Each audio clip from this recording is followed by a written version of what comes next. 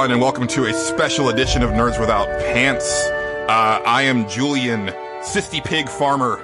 I am joined by Justin, a Sprat Wrangler, I believe. Sprat Wrangler? I had a good intro for this. I was going to say, there ain't no party without an Outer Worlds Pravati, because Outer Worlds Pravati is a very good character. It's not very catchy, but, it's fine. Yeah. I think it's pretty good. Yes. Pravarti is best girl, and we will be talking a lot about her. She's so good. But yes, I'm very excited for this. This is a spoiler cast, so if you didn't get the clue from the title, if you haven't played The Outer Worlds, what are you doing here? Because we're going to spoil the fuck out of this game.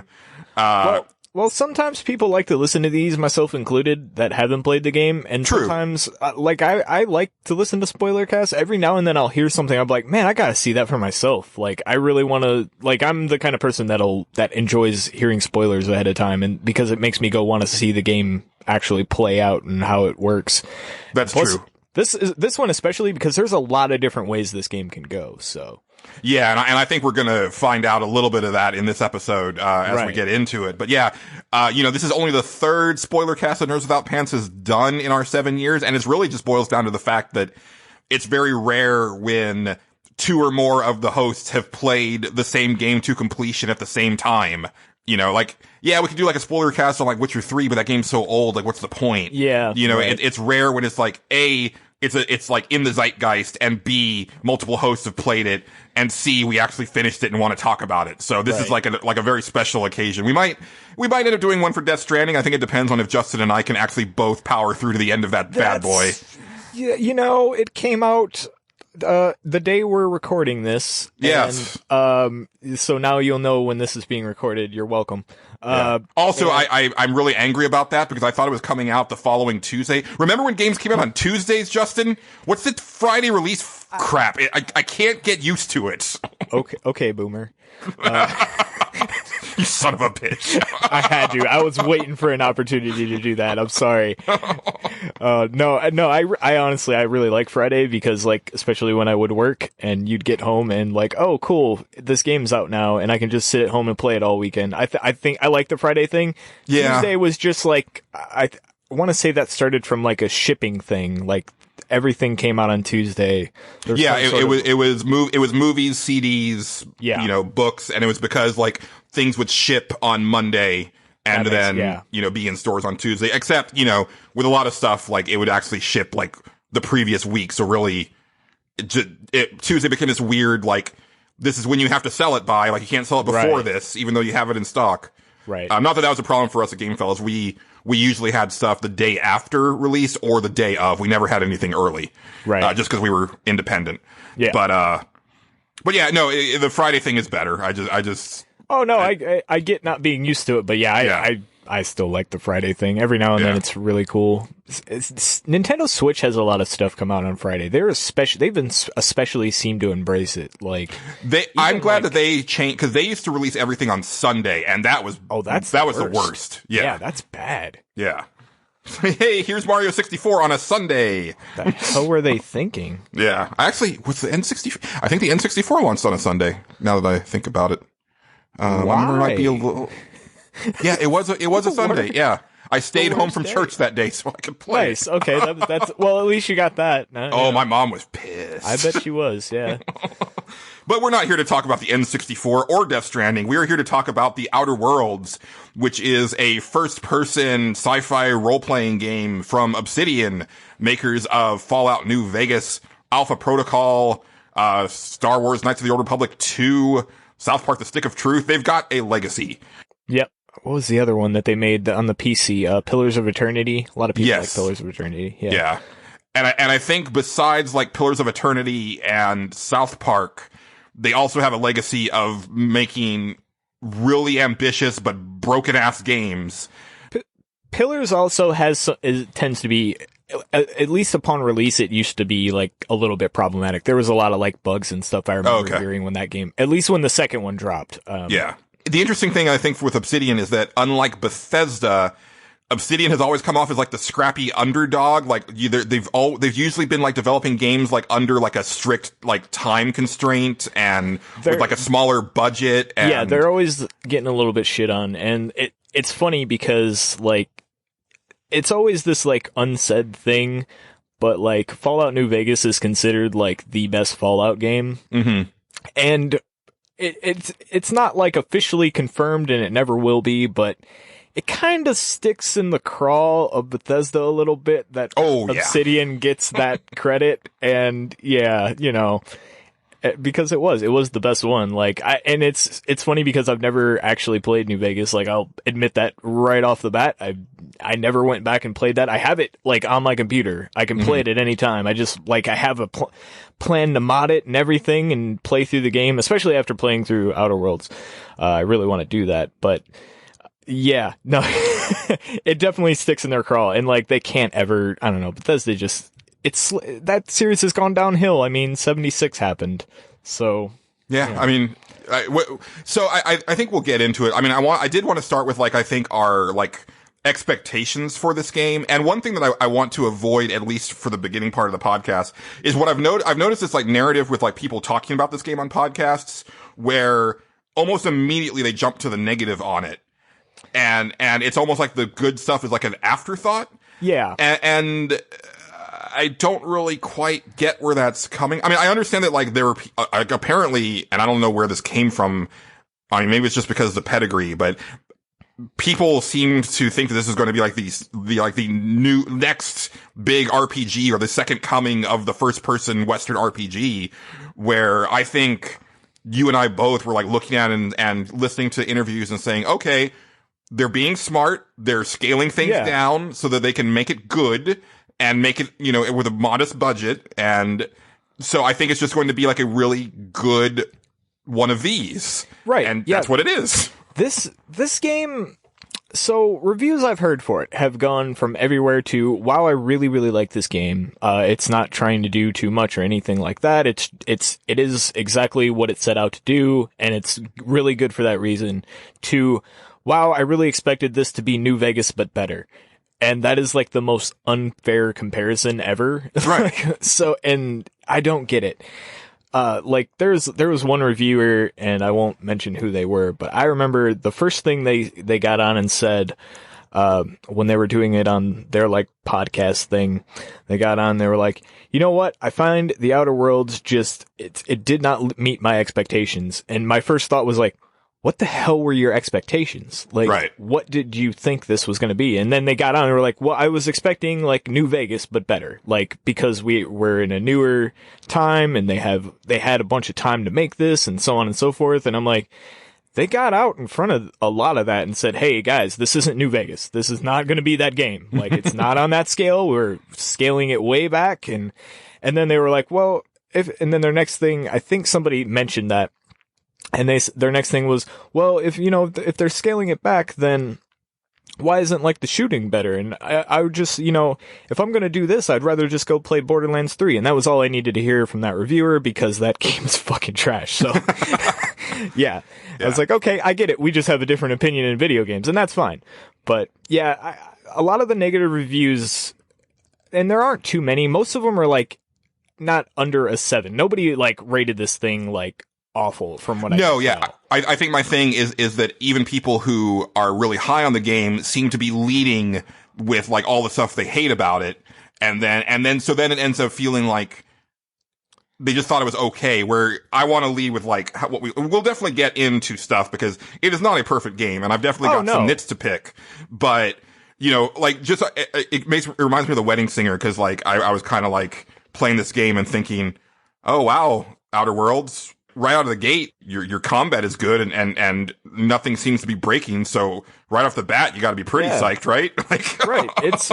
I thought it, for one of these types of games, for one of these like Bethesda style, and I hate to say that Bethesda style, but it is like a Bethesda style game. It's the first person, RPG open world ish. This one is open world, but not as like large scale as like a lot of those things are.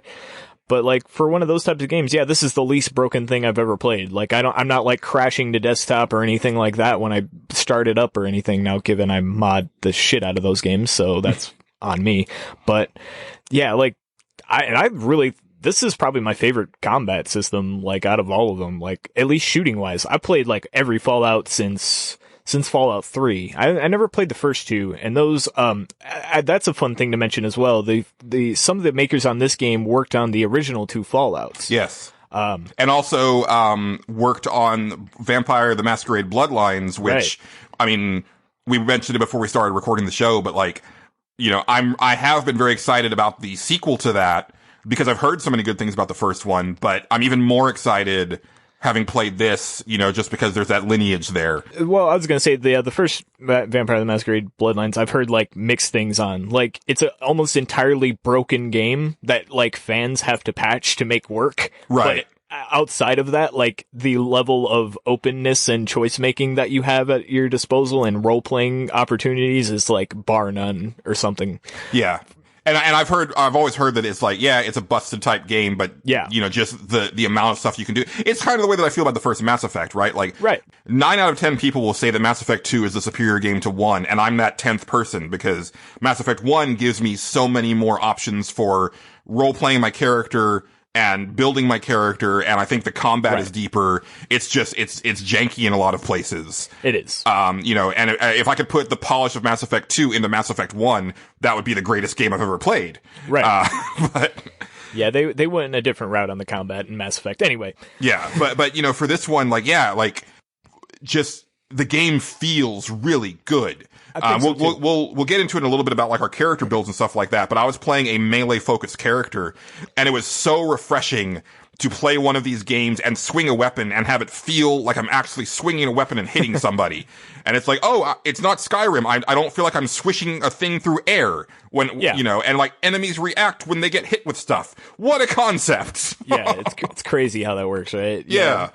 I almost forget that Bethesda games are like that a lot of times because I usually use mods to fix a lot of that stuff, so it actually feels good. But, and that's another thing. I really hope that the Outer Worlds kind of gets somewhat of a modding scene. I don't know if it will, and if it doesn't, that's fine. But like, I really want to. I got to a second playthrough and I didn't finish it. Mainly because I was like, you know what? I want to wait and see if a modding scene happens for Outer Worlds because that's how I want to do my second playthrough and just cheat my way through it or whatever because that's fun to me. Oh yeah. Well, let's talk a little bit about our character builds and then we'll start to get in. Like, we're not going to go like through the entire story point by point, but I did want to have us like hit like some of the big plot points to talk about, you know, how we tackled those things. And then as we talk, we can definitely pepper in like other side quests or things that stood out to us, like character quests and stuff like that. But Justin, why don't you tell us about like the character that you were running on that first playthrough? So I made Roxanne. That's who I make usually in these games. That's usually the first character I'll make. I heard, like, I kind of watched a thing made by somebody who had played the game, before it came out. And they were kind of giving like tips, and there's somebody I follow for like Skyrim stuff, and they were really excited about this game. And they gave the tip of, hey, since you're going to be new to it and you're just kind of getting used to the game, kind of make a more balanced character overall, and then kind of spec later to where you want to go into. So that's kind of what I did. But I think I shorted myself in the one thing I knew I wasn't going to use, and that was strength and defense. I just ignored those two things completely. Right. And I just made myself the most glass cannon character that could talk her way out of most situations, except for the end when I couldn't do that, but we'll get to that later. But I wanted like a smooth talking, kind of like really smart, shootery girl. That was what I went with. And it worked out pretty well. I had a lot of options open to me. So yeah. I'm curious because I'm pretty sure we made very opposite builds here, Julian. We did. Well, I talked about my character on the most recent episode 164, where we were talking about our favorite created characters. But yeah, I got very excited for the Outer Worlds when they confirmed that you could make your character dumb and it would actually open up dumb voice options, or speech options. Right. I was like, okay, yes, this is because I think I'd said that, like, I'd asked you a few like months ago, hey, is it possible to play like a Bethesda game as a moron? Because I think that's the way I want to play one of these games. And you were like, well, no, not really. Well, I think I did tell you that New Vegas had that option, and New Vegas does have that option. Okay, New Vegas, this was something that they took basically from New Vegas. Then I will be trying out New Vegas like sometime next year because I want to do this again. You might have to patch the shit out of that game, but like, yeah, I want to do that too. So yeah, but no, my character's name is Junior. Again, based off of the Starbomb song. Apologies, because I'm probably going to throw an audio clip every time that I say his name because it amuses me and I like making things more difficult for myself on the editing process. But, yeah, so right out of the gate, like even before the game came out, I had this image in my head. I was like, I want to make a character that looks as much like Donkey Kong as I can. Like, I was hoping to actually make him like big head with like kind of like a Cro-Magnon forehead with like eyes going like in different directions and like a big chin, and then like just make him totally top heavy with like tiny legs. Unfortunately, you can't go that far with the like visuals. I took the penalty to intelligence, so he was dumb, and then I jacked up his strength as far as it would go, and then go ahead. Oh no, I'm just laughing. I'm sorry. I also took a penalty to his charm. So I made it like basically like impossible for him to really like be good. He no good with words, Justin. Okay. Like he no good with words at all. Like I said, pretty much the exact opposite of my character. he good with hammers. He good boy with swinging hammers and swords and anything that he can put in his hands. And yeah, like I never put points into guns at all, like through the entire playthrough. I never put points into, intelligence or, stealth or engineering or leadership for the entire playthrough. The only stuff that I put points into, I maxed out melee, both one-handed and two-handed, and I maxed out defense. And yeah, so. Yeah. I don't think I maxed out a single stat, which kind of came back to bite me in the end, but then in my second playthrough, I was like, okay, I'm going to actually try to max out a stat, but I never got around to it. But yeah, exact opposite of my character. I was focused on a lot of stuff, and I was like, I just want them to be very charming at all times. That's what I'm focused on today. Yeah. Now, the interesting thing, and I'm sure it'll come up throughout the episode, but like, it's interesting when you get to pick a dumb option because it almost never results in him being treated badly.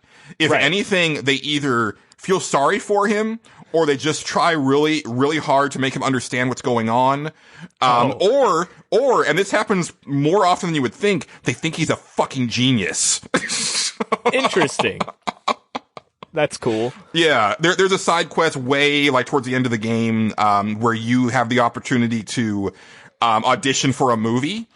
And the guy with the film company thought that I was just like an amazing, like charismatic person. And I was just saying the stupidest stuff. Like I was like I literally didn't know what he was asking me to do, but he was like, "Oh, brilliant. That's exactly what I want, baby. You just have something." And, it was, that whole quest was a lot of fun. Let me jump right into that quest then cause I have questions now. Okay. Was that before the quest or after the quest? Or both. During it? Through the whole thing, like even when you're acting out the scene, and I'm doing like scare quotes because it's like this weird, it's sort of like a Running Man thing where it's like they're filming it, but it's also like you murder people, like for entertainment. Yes. But when the guy is like doing dialogue with you, I picked every dumb thing that I could, and he was getting pissed that I was upstaging him. Wow. Okay, that's interesting. Okay, how did the guy that gives you the quest react in the end to it? Did he like hire you on for the job, or did he? He loved it. Okay. He was so happy. That's how you passed that and you didn't kill anybody or anything like that? Oh no, I mean I killed everybody in the audition. Okay, all right. Because I think you have to for that. You don't. Oh, interesting. Okay. So basically for this quest, and we're jumping way ahead, and I apologize, but. Well, this is just a side quest. Yeah, exactly. This is a side quest. But, so what happens is that guy will, he'll approach you on the street or whatever. You go up to the audition. If you just talk your way through it, no matter what you pick, like the audition will eventually end and the guy will go, line. And then he walks away. And then the guy who gives you the quest walks in and goes, yeah, that wasn't exactly what I was looking for. Don't call us. We'll call you. Oh, okay. That's how it ends. So clearly he wants blood. Yes. And then, so I tried it like that. I had, on the second playthrough, I did get to that point because you can kind of warp there, like straight away, if you take a certain route. But, I basically was like, you know what? I was like, okay, I remember this quest and I want to see if I can actually like pass it. I want to know like what you need to pick dialogue wise to get through it. So I started like, I tried every dialogue choice. And I was like, it is always the same result. And I was like, what happens if I just kill everybody? I just want to see. And then he comes in and is like, that was amazing. I was like, oh, so he just wants you to kill everybody. Got it. Okay. Yeah. I understand now. And the way that it escalated to me was that the guy was getting so exasperated that I was upstaging him with every line that he eventually just opened fire himself. Okay. Yeah. So right off the bat, like, yeah, this is the type of stuff that you can get into with different builds. So let's roll it back. We'll go back to, when you first land on the first planet, which, it's Terra 2. But like the area is like, it's Emerald Vale, but then like the main town is Stillwater, yes. Yeah. And so and this is the one that's run by Spacer's Choice, and so, basically the conceit of this game, like kind of the backstory, is that it's a colony called Halcyon that's basically owned by like a conglomerate of like a handful of corporations. They run and own everything. Yeah, the board, yes. Yes. And, basically it's interesting because I think so we'll get into this a little later, but my theory is that, the surface message is capitalism, like rampant capitalism is bad, but they also kind of hedge their bets with that and try to like make it more of a gray area. Yeah. But I do think that they're saying something deeper about a different issue, but I don't want to get there until we get to the end. Because I think it's gotten a lot of flack for kind of splitting the difference between these two points of view. Right. But I think that they're only trying to get you in there to look at this deeper problem that isn't overtly expressed in the game. Interesting. Yeah. Interesting. I'm curious on your thoughts on that. I think I know what you're talking about. I could be completely wrong, but yeah. But that's the fun about these type of games. Yeah, the one thing I would like to say about Spacer's Choice is I think they might be my favorite company in the game. Their slogan is "It's not the best choice, it's Spacer's Choice." It's basically the Justin and Julian jingle, right? Like that actually is the Nerds Without Pants jingle. Let's be fair. Pretty much. I mean, but it's like a company that like gets off on. They basically advertise that, hey, all our everything we make is trash, but it's cheap, so that's cool. And like they're the dollar store brand, but they're just like they just own it. It's great. Yeah, I think when you get to the Spacer's Choice guy on Groundbreaker, the one that has the moon, he has the logo helmet, and he literally says that like, oh, our weapons, have a 40% less chance of malfunctioning. Right.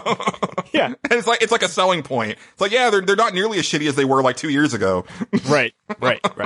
So I guess we should back up a little bit. You were part of, well, it's a little funny. You were on a ship called the Hope, which, apparently like its light speed drive malfunction, and so it ended up just like basically like coasting into the space system.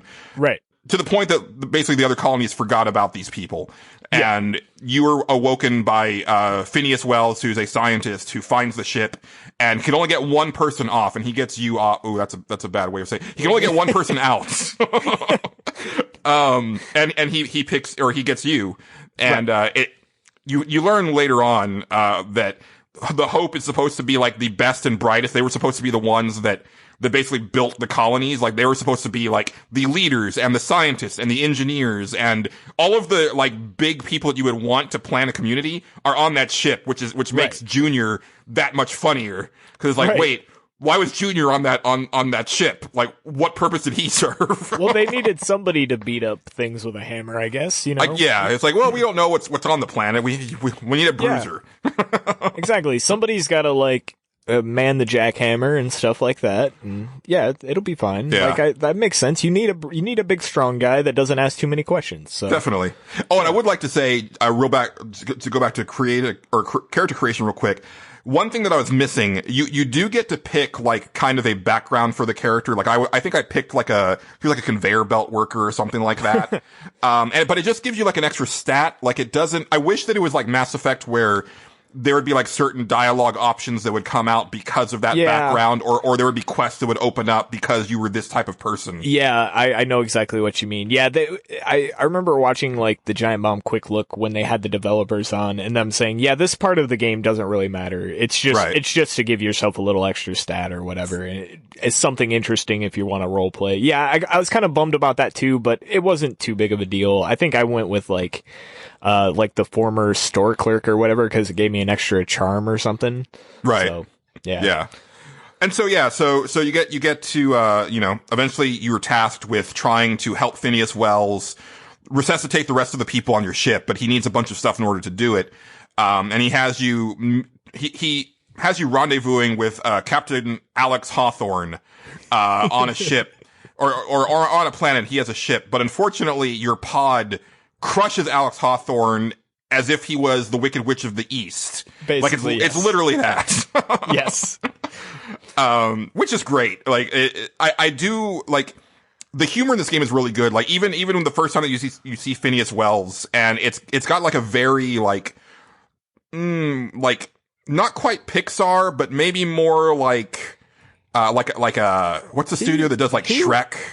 I was gonna say he reminds me of Doc Brown from Back to the Future, like up and down. Like, oh, sure, but I mean, like the way, like there's this part where he like he presses the button to open the hatch, and it doesn't open, and then like the way that he presses it really fast is like it's a very like it reminds me of like a certain type of animation. I don't quite remember who does it. I think you're right. I think you're thinking of Pixar, like Despicable Me, sort of. It does kind of remind me of that. Like like definitely not Pixar, but I think more like like Illumination Studios or something like that. Okay. Like that vein of animated movie, which I dig. Like there's a part like when he sends you in the pod down to the planet, and it happens again. Like he presses the button and nothing happens, and then he like leans over and does it real fast, and it's like, oh, that stuff is real. I like that. Yeah, I thought he was fun. Yeah, and so you end up like meeting a couple Spacer's Choice people, and you find the ship, and then find out that like the AI on the ship only answers to Alex Hawthorne.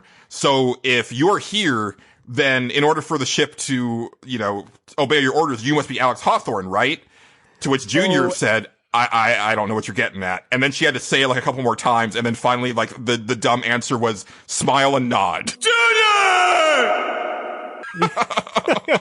Oh man, I love Ada so much. Ada's great. Yeah. Ada's basically the ship AI, and yeah, when I got to this part, what happened was I got on the ship and I was like, hey, and she was like, hey, you have to be Alex Hawthorne. And she does, I don't know if she did this to you, but she does a thing where she basically threatens to blow you up. Yes. Because you're not him. And, so she does that, and she's like, oh, you're still here. I thought that would scare you off. Clearly trying to intimidate you. And you're like, oh, no, I'm still here. And eventually she's like, okay, well, I can only take orders from Alex Hawthorne. So if you're not him, are you him? And if you're like, no, he's dead. I killed him. She goes, oh, if you go, Alex Hawthorne is dead. She goes, I understand. Alex Hawthorne is dead. You went outside and you had a life-changing experience. The old Alex Hawthorne is dead. You are the new Alex Hawthorne. I was like, that's great. I love Ada so much. Yeah. She actually like has some like fun little character moments and stuff too. Definitely. And so throughout the game, you are able to choose to, introduce yourself as Alex Hawthorne. But me playing, cause again, I was role playing my character really hard. So even if I didn't have a dumb option, I was trying to be as dumb as possible. So instead of putting up with the ruse, I would just say, hi, I'm Junior. Just to everybody that I could. I would usually I never told people I was Alex Hawthorne. I always wondered, if certain characters would react a certain way to it, especially on the Groundbreaker, but I never did. There's definitely at least one character where I think if you said that, it would turn ugly because it's a person who knows Alex Hawthorne. So next time that I play it, I do want to continue the masquerade as long as possible to see what happens when I get there. Yeah. Most people know you're not him, though. Like, most people, anyway. It's not the best choice. It's Spacer's choice.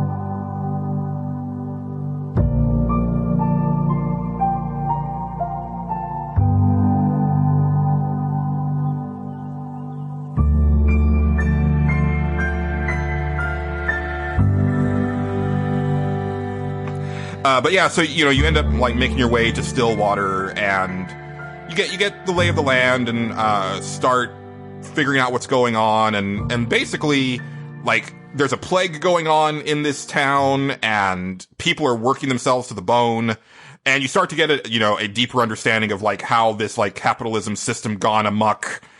If you commit suicide, you have destroyed company property, and the Yes. The person closest to you is your closest living relative. That is considered your closest living family member or whatever. The Spacer's Choice family. So well, but also it's whoever is in the closest proximity to you when you die.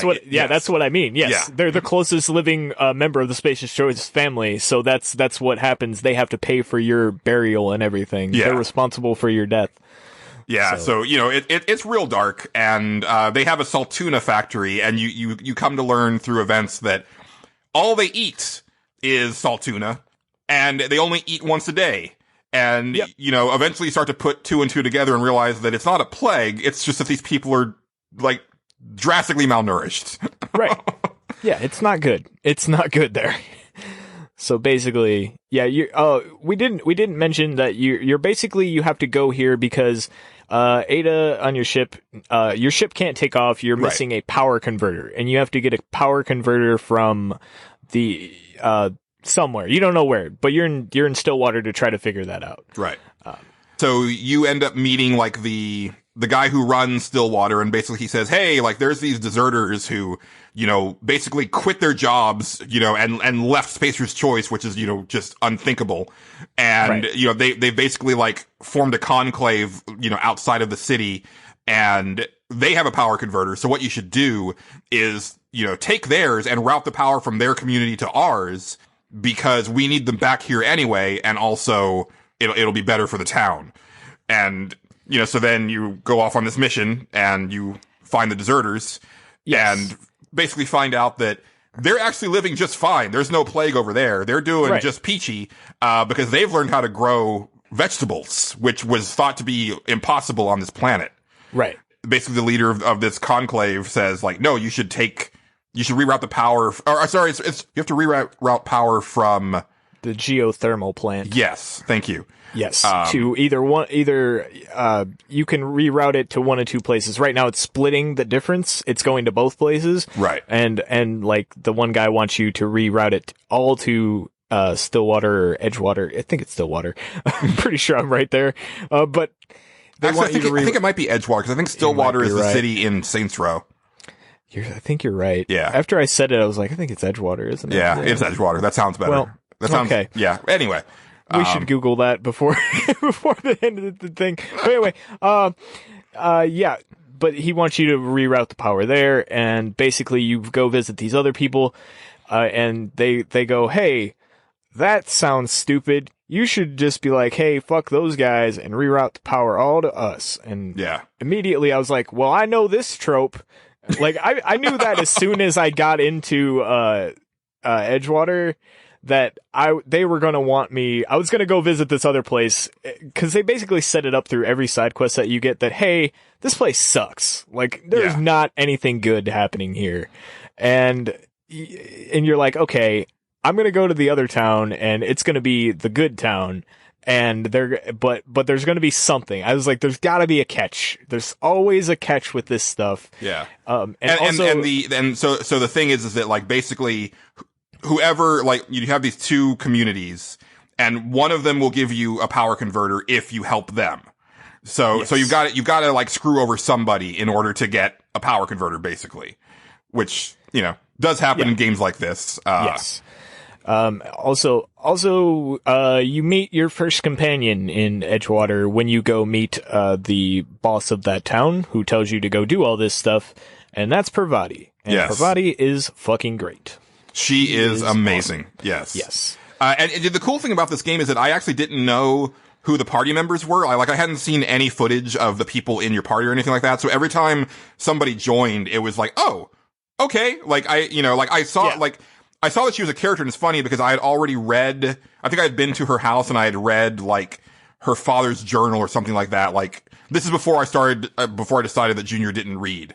Okay. So I had already heard the name. And so when I saw her, I was like, oh, that's the character. I'll probably do a quest for her, not realizing that she would be a party member. And then, oh, thank goodness. Maybe this is a good place to talk about it. So what do you feel about like the overall crew? Because Parvati is like one of my all-time favorite video game characters. Yes. But I'm a little cold on almost everybody else except for Nyoka.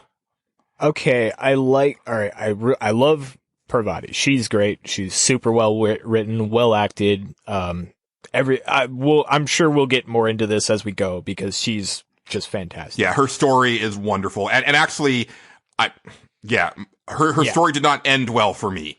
So. Oh man, I'm so sorry. That's sad.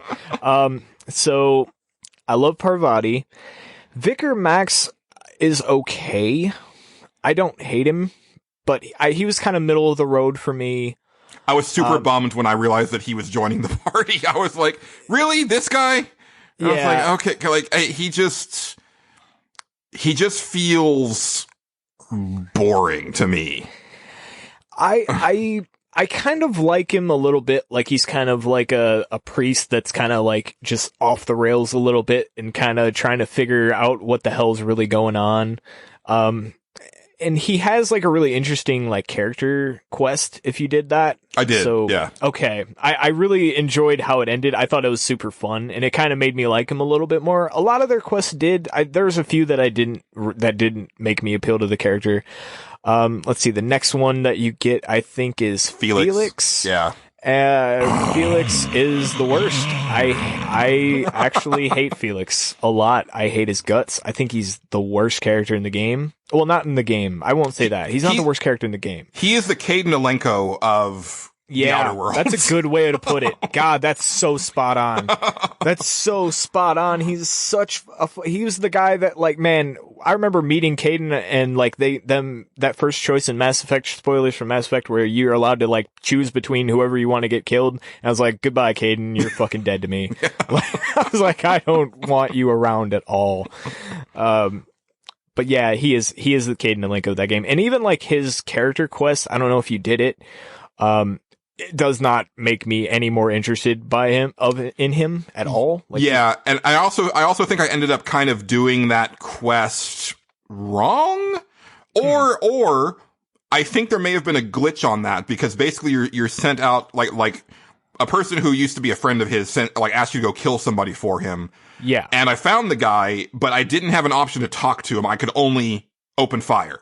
Okay. And so I think that I was supposed to be able to like talk in that situation and like go a different way. And it just didn't give me the option. Like I would talk to him and he would just say like, Huh, that's weird. Yeah, no, I had the option to talk to him. I'm trying to think of how you even would do that. It might have been a bug.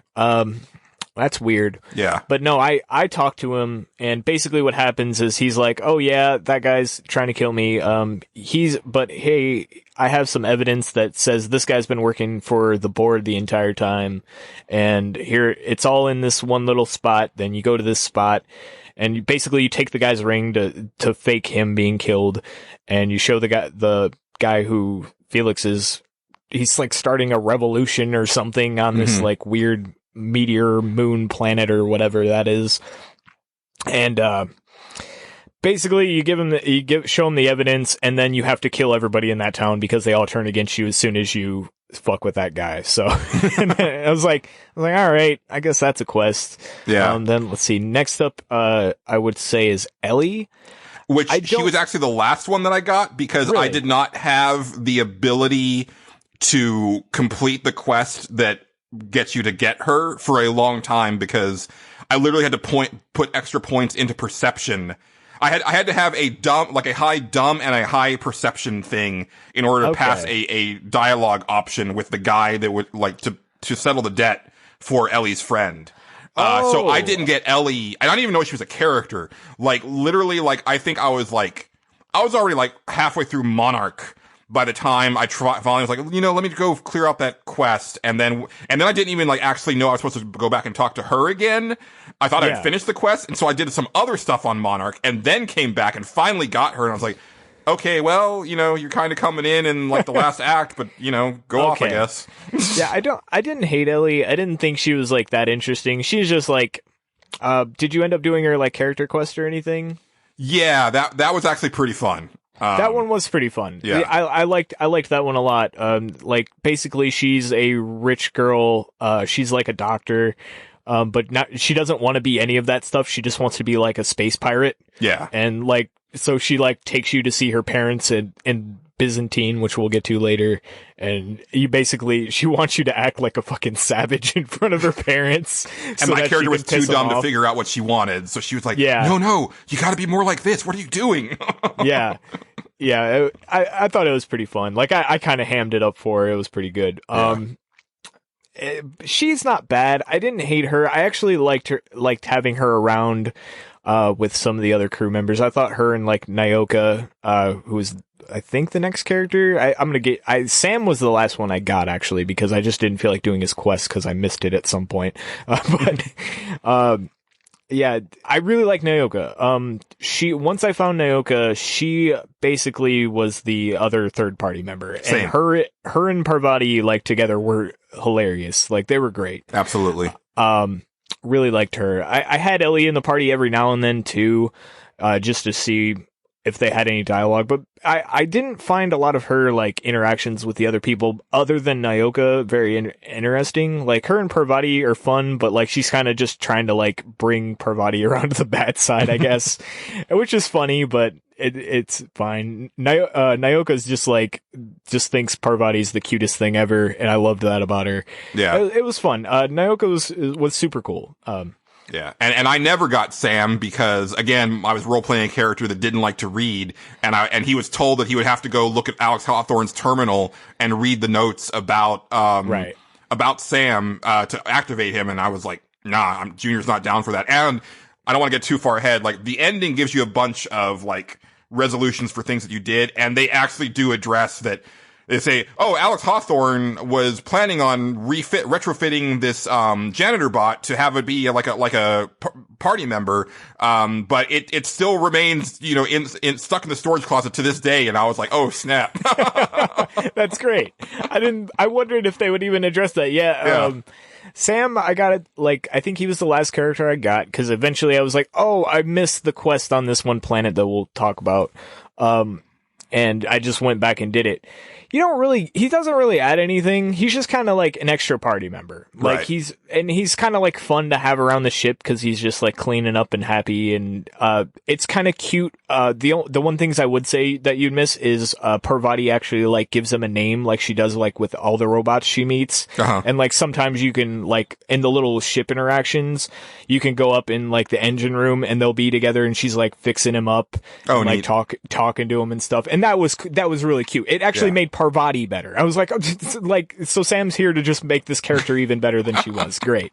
Got it. And I will say that I really like that, unlike the Mass Effect games, which, obviously there's a lot of comparisons to be made.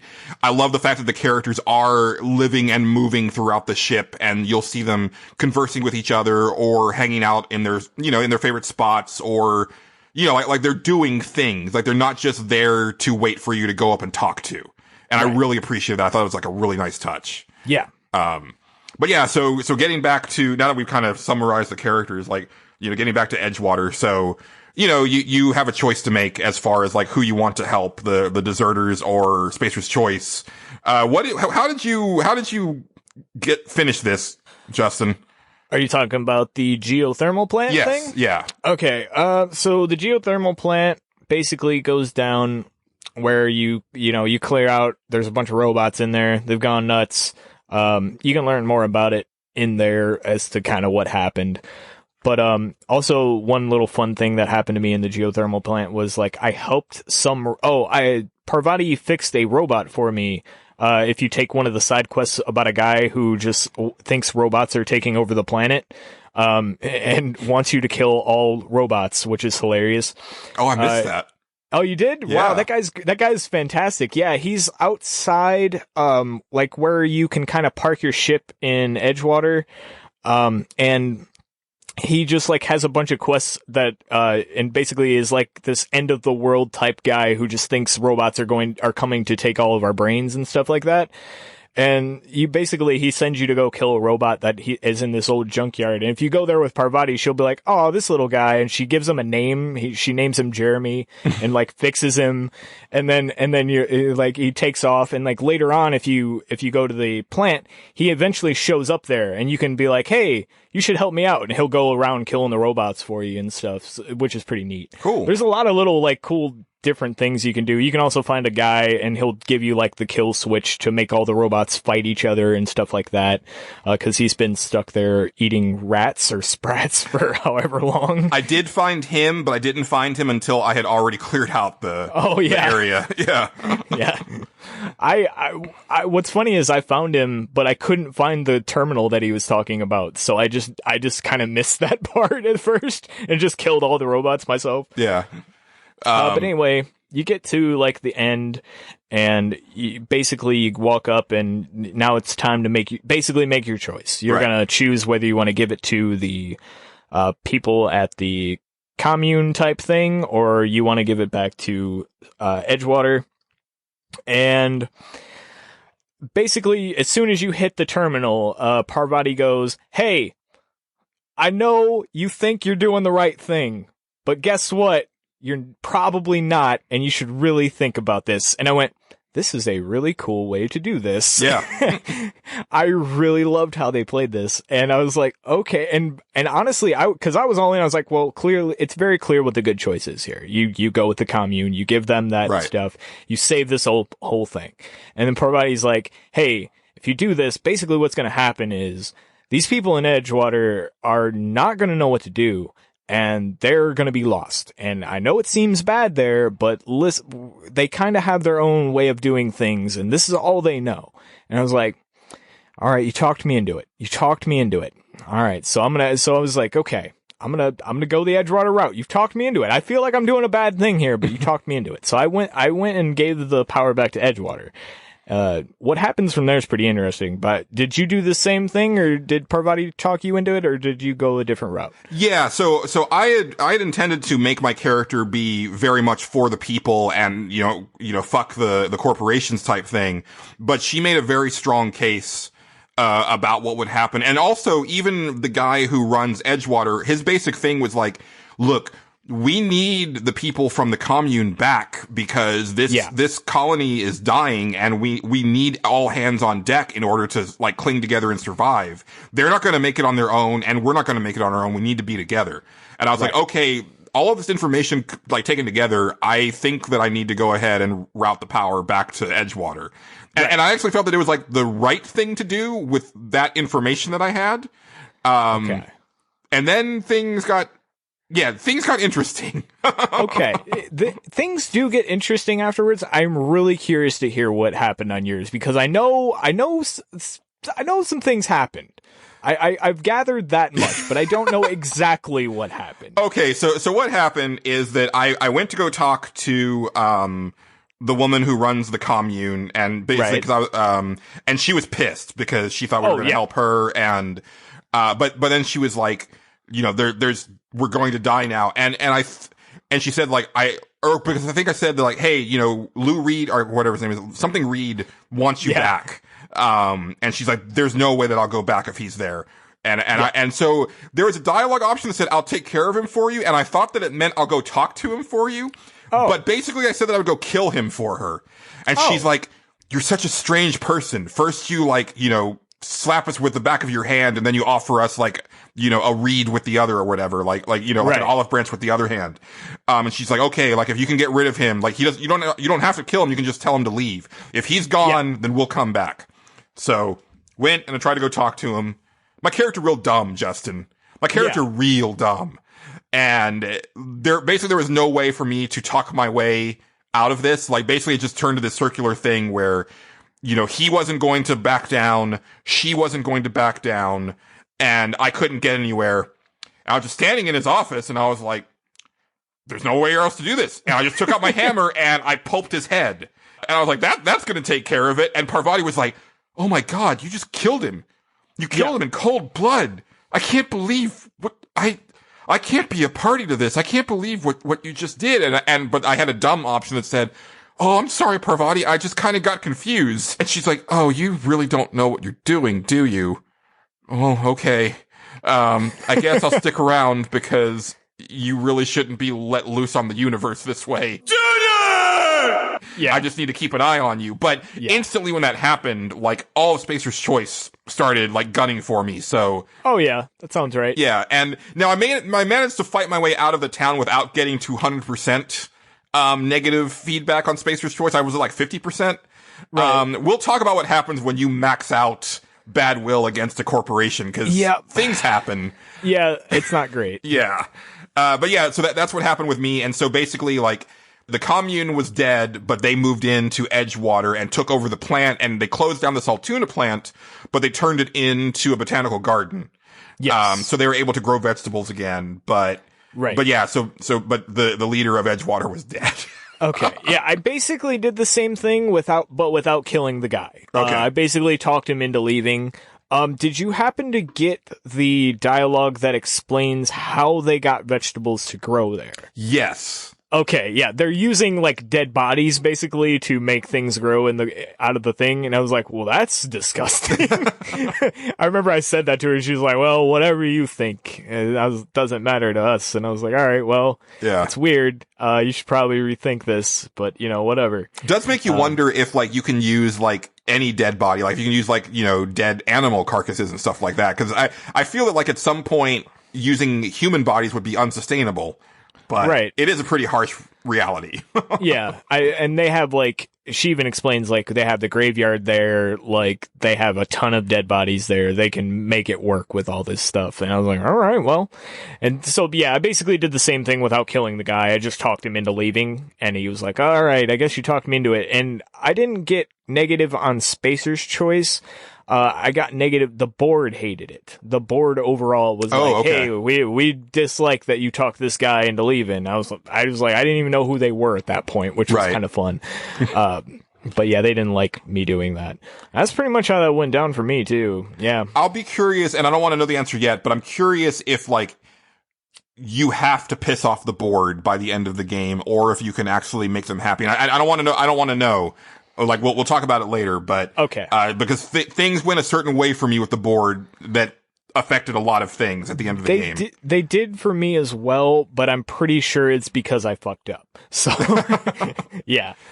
And so you know, then you have the power converter you can like take off, and Parvati comes with you, and you go to Groundbreaker, which is it looks like a ship, but inside it's actually more of a space station. It's kind of a weird.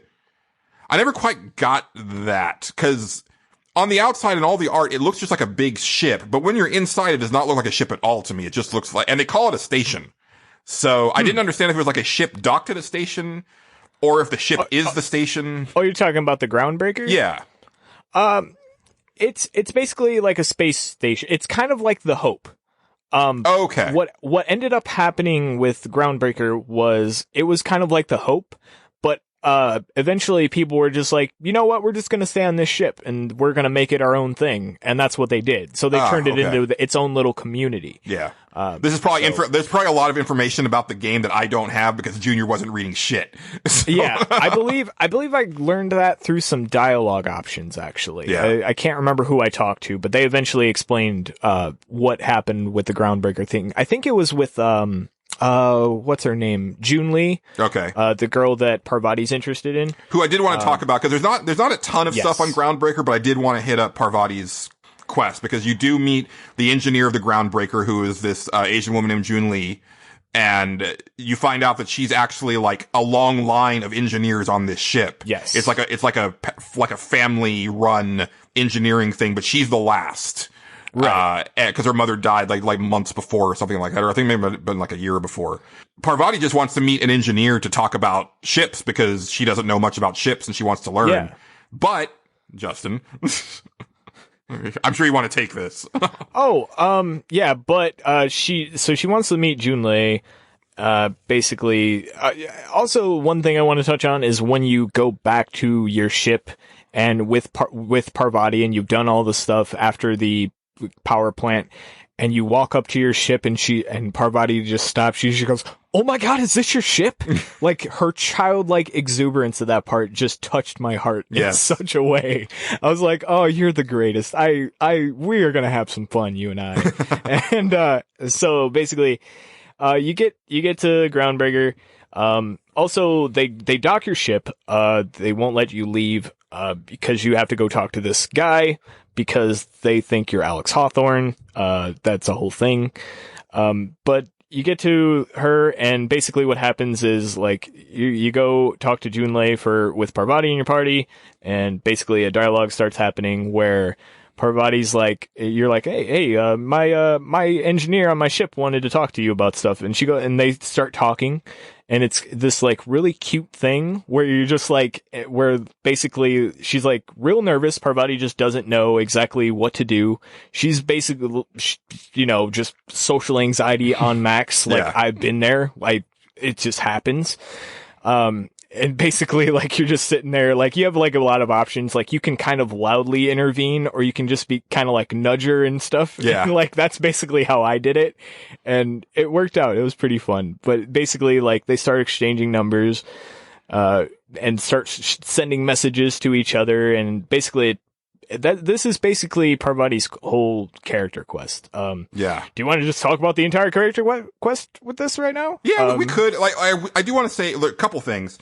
One, I like this concept of like there are romances, but they're not with your character. Oh, I love that. You know, and someone was talking about this on Rebel FM where it definitely it takes your character, and like your character isn't like the world that these other people live in, right? Like they have their own lives and they're just they're with you for the ride, and I like that. And I also think that like the Parvati and Junlei thing is just adorable because it's so good. It reminds me of when my best friend Joe first started dating his now wife Shanna, and he would like basically tell me everything that she said after a date, and he's like, well, "What do you think this meant? What do you think that meant?" You know, like she said she doesn't really want like a serious relationship, but like then she wanted to go out again, and you know, like just all this stuff, and I was just and that's what it was is like Parvati is just like, well, what do you think she meant by this? She said this, and I think she's talking about me, but I don't know if she was talking about me. And it's just, it's very real, and it's very sweet, and it's very organic. It really is. Like, like Junlei sends her poem, like a really hilarious poem. Like if you go and read it, like it's clearly written by somebody who does not write poetry at all, which was cute. And it was just so good. And eventually you get to go drinking with Parvati because she wants to talk about Junlei, and she's never gone drinking. What happens is she gets a message that really upsets her, because basically what happened was Junlei got drunk and sent her a thing about one of her exes. Right. And she goes, "Who is this other girl? I don't know who this is. Like, that sounds like they had a thing together. Should I be worried? I'm freaking out. Oh my God, I need a drink. I've never drank before. Can you go help? Can we go do this next time we're at the bar?" And I was like, all right, well, let's go right now. And so I went. So you go to the bar, and like, depending on who you take, I've done this scene twice now with two different characters in the party, and it does change up accordingly. Yeah. So I did it once with Vicar Max because I think that was the only person I had at the time. Yeah, I regret having him with me at that point, because it was just like he was just kind of interjecting himself into the conversation, like, "Shut up, Max." Yeah. And the other one I did it with was Ellie. And Ellie was actually pretty fun, because she was just kind of like, "Oh no, yeah, let's all just get drunk. It'll be great." Like, I was like, all right, this is kind of nice. Yeah. But, basically, like, depending on how your persuasion goes, I don't know how it plays out, if you don't have persuasion, because I always did. But like, you can basically, Parvati starts drinking. You can remember what she thought sounded good, which is wine, like that. And she gets like happy that you remembered it and all this other stuff. And, basically you can kind of go like, hey, you probably had enough. You should probably stop. You're pretty drunk. And she's like, no, I'm ready to drink. And you have to talk her down. And like, after that, like, I don't know what happens if you don't talk her down, but like, after that, she's like, man, I really enjoyed that. Like, I don't feel bad or anything. That water was a good call. And I was like, yeah, all right. I guess I passed that pretty well. I don't know if she gets hung over or something. That'd be kind of funny. She told me that she wouldn't mind trying drinking again in a long time. Like, she's like, it was good. I liked it. I'll try it again. Not for a long time though. Okay. Yes. Okay. That's what happens. Yeah. Okay. Gotcha. Interesting. But then like you do a couple other little like things for her. Like you have to go buy her, you go find food on Monarch and you go find, some other stuff on Byzantine, like a dress for her. Well, and she also wants like scrub, like fancy soap. She wants to smell good. That's right. So you get soap, that from Groundbreaker. You get that in Groundbreaker, from, what's that lady's name? It's like Auntie Emma that's Auntie Cleo. Information dealer, but I can't remember her name. Yeah. Cause you deal with her for such a short amount of time that I forgot. Yeah. But yeah, you get soap from her and basically, eventually it leads up to this date. And also another thing about Parvati is, and I can't remember exactly in the quest where this happens. It's been a little bit since I played it, but Parvati basically goes, yeah, me and Junlei are talking and it's going really well, but, I am not into the physical stuff. That is not my thing, which basically is I'm basically asexual. Like I'm not really a sexual person at all. I don't want to do that. It's turned a lot of people off in the past. I'm kind of worried that this is going to come back and really bite me in the ass in so many words. She says it a lot more charming than I just did. Yeah. And the cool thing about this is that they give you the option to say that, oh, you're like me.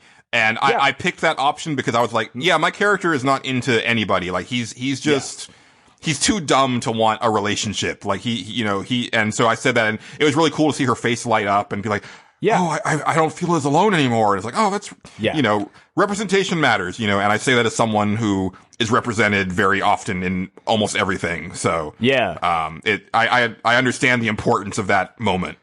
I loved this part so much because it's like the first like asexual character that I can remember in a video game that's not like taken as a joke or laughed at about it like, this person doesn't like to have sex or whatever. It's just like, no, this is who they are. This is a real thing. Because like, for all disclosure, like I'm kind of like that. Like I'm not really a very sexual person. I don't really like to be touched at all. I'm just like, it's so Parvati really spoke to me in a like really deep way, especially at that moment. Cause immediately I was like, when I seen that option, I was like, yeah, no, we're like-minded here. Like this is how I am as well. Like I don't like that kind of stuff. I don't know. That's a weird thing to get into, but I felt a real like moment of like, wow, this is the first character I've ever seen that actually like I feel like I get, like I totally understand them. And it was a really cool moment. And like, man, like, And I think also what's important is that one, it doesn't define her entire character. So it doesn't feel like it's just like a tacked on thing to be like, hey, here's our asexual character. But also it's a thing that it doesn't just come up once. It's a thing that she struggles with because she's like, oh, what if Junlei, like later on down the line, like she wants more than this, and you can reassure her, but it comes up a couple times when you're talking to her. It's like, okay, because it's as an asexual person, for the most part, like this is a thing like you worry about, and they really like nail it too, because it's not that you aren't interested in it ever. Right. It's more that you're just like, it's a thing that like is kind of there in the back of your head a lot of the time, and you don't care about it. Like, it's not something you think about or anything like that. And that's kind of how she is. And like, other people are like that, and you understand that. And like, there's a part of you that's always like, but why am I not like that? Right. I don't, and that's kind of exactly what's happening with Parvati. And that's why I was just like, this is my favorite. I love this character so much. Like, you got to finish this quest, Justin. Yes. I did not.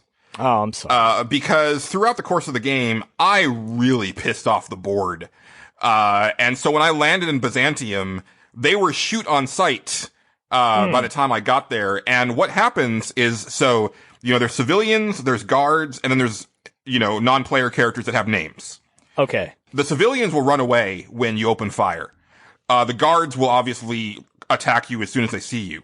But if you start attacking the guards, the NPCs that have names will also start fighting. So I went into the clothing shop to get Parvati's dress, but there were 2 guards inside that shop who immediately opened fire, and I had to kill the clerk as well because she started fighting. And the dress that Parvati wants is under lock and key, and I did not have the hacking skills, because I'm a dumbass, to break into this thing. And so I was just never able to do it, and I never had enough of the lockpick thingies to do it. 'Cause I had this thing, again, role playing very heavily, and I was like, okay, I don't like the idea of this character hacking things, but if Parvati's in the party, then I can pretend that Parvati's doing it and not my character. But even so, I never was able to get enough of the items in order to go back and unlock that. Right. So I never finished that quest. Parvati's ending for me was that she stayed on the ship, but she never got close to the captain or the crew, and instead she just retreated further and further into herself and became friends with Ada. And she just spent more and more time with Ada and became an ace engineer, but no pun intended. But just never really came out of her shell and just never really had any closeness with anybody. And I was like, okay, Parvati, no. Yeah, that's very sad. No. Man, I'm so sorry you got that. So basically, I'll tell you what happens at the end. You get the dress. Basically, they have a date on the ship, Junlei and Parvati, and they kind of chat with each other. And, it's real cute because you get kind of the option to go and check on them and listen in and stuff like that. And then you kind of walk off the ship and then you go back and then Parvati's all done with her date. And she comes up to you and she's like, "Hey, I got a girlfriend now." And she's like, "I don't know how to react to it." It was so cute. You were at that moment. I just threw hands up in the air. I was like, "Yay! All right, this is great." I felt so good about it. And the ending I got for Parvati was her and Junlei were basically together. They had a real good relationship. They did their own things. It was a good ending from what I remember. Yeah, not what you had. And it was a very lonely picture of Parvati standing next to Ada's computer screen, and she just looked wistful, and I was like, this is the worst part of this ending. Yeah, that was bad. That's bad. Yeah, no, for me, she was I think she was with Junlei in that ending. I can't remember, but yeah. It was a good ending, what I got. I'm happy I got it. Yeah. I'm glad I made my character the way I did now, because I would have not been able to live with that. Right. But oh, come on. It's results.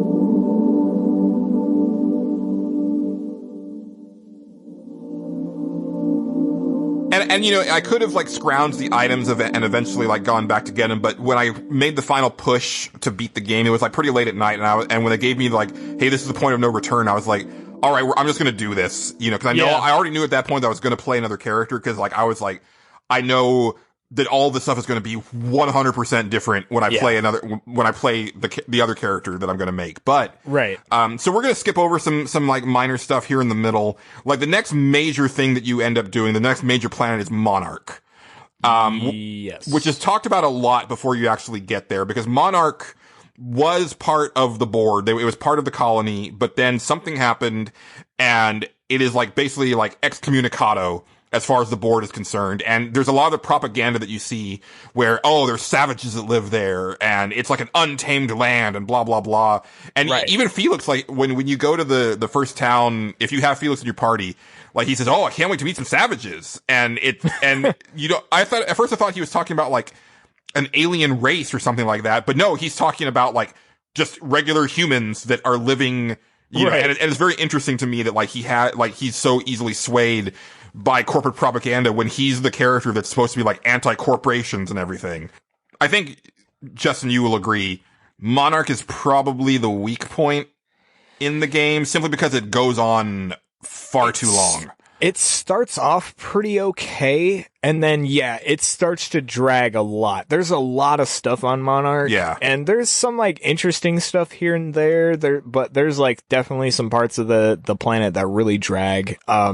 And it's not, I don't know. I think maybe it's because, like, you're moving through different planets so quick and, like, clearing out stuff. And this one just seems like there's so much there because there's, like, 3 separate towns in it like, it really does drag a lot. Yeah. And for me, one of the big problems, and this is just purely my playthrough, since I was playing an all melee character, I mean, I would bring out heavy guns every once in a while. Like, I was like, okay, yeah, he's sort of like, you know, the heavy in Team Fortress or something like that. He'll bust out like a grenade launcher every now and then, but really I was sticking to melee to the point that like I never really, I used a little bit of the like slowdown mechanic, but very little.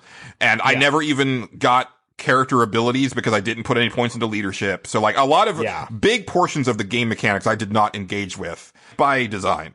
But a lot of the enemies on Monarch are these acid spitting reptiles that if you're trying to fight with melee are super fucking annoying. Yeah. And I just got real tired of fighting the enemies on Monarch. And it's like, I bet if I was using guns, it wouldn't have been nearly as big an issue. But I was like, oh, I don't know. Why are there more Raptidons? I don't know. I'm so sick of Raptidons. I think just the lack of enemy variety on that planet, because you're fighting the Raptidons a lot, and the other one is those like mantis things. I can't remember what they're called, but they're like little like weird praying mantis monsters. And those caterpillars that also spit acid at you, and which are basically just baby ones of those, if I remember correctly. Yeah, they get really annoying. Even with guns, it's not great. Like, okay, but I use the slowdown mechanic a lot because I always think I'm not very good at first person shooters, and I'm probably not.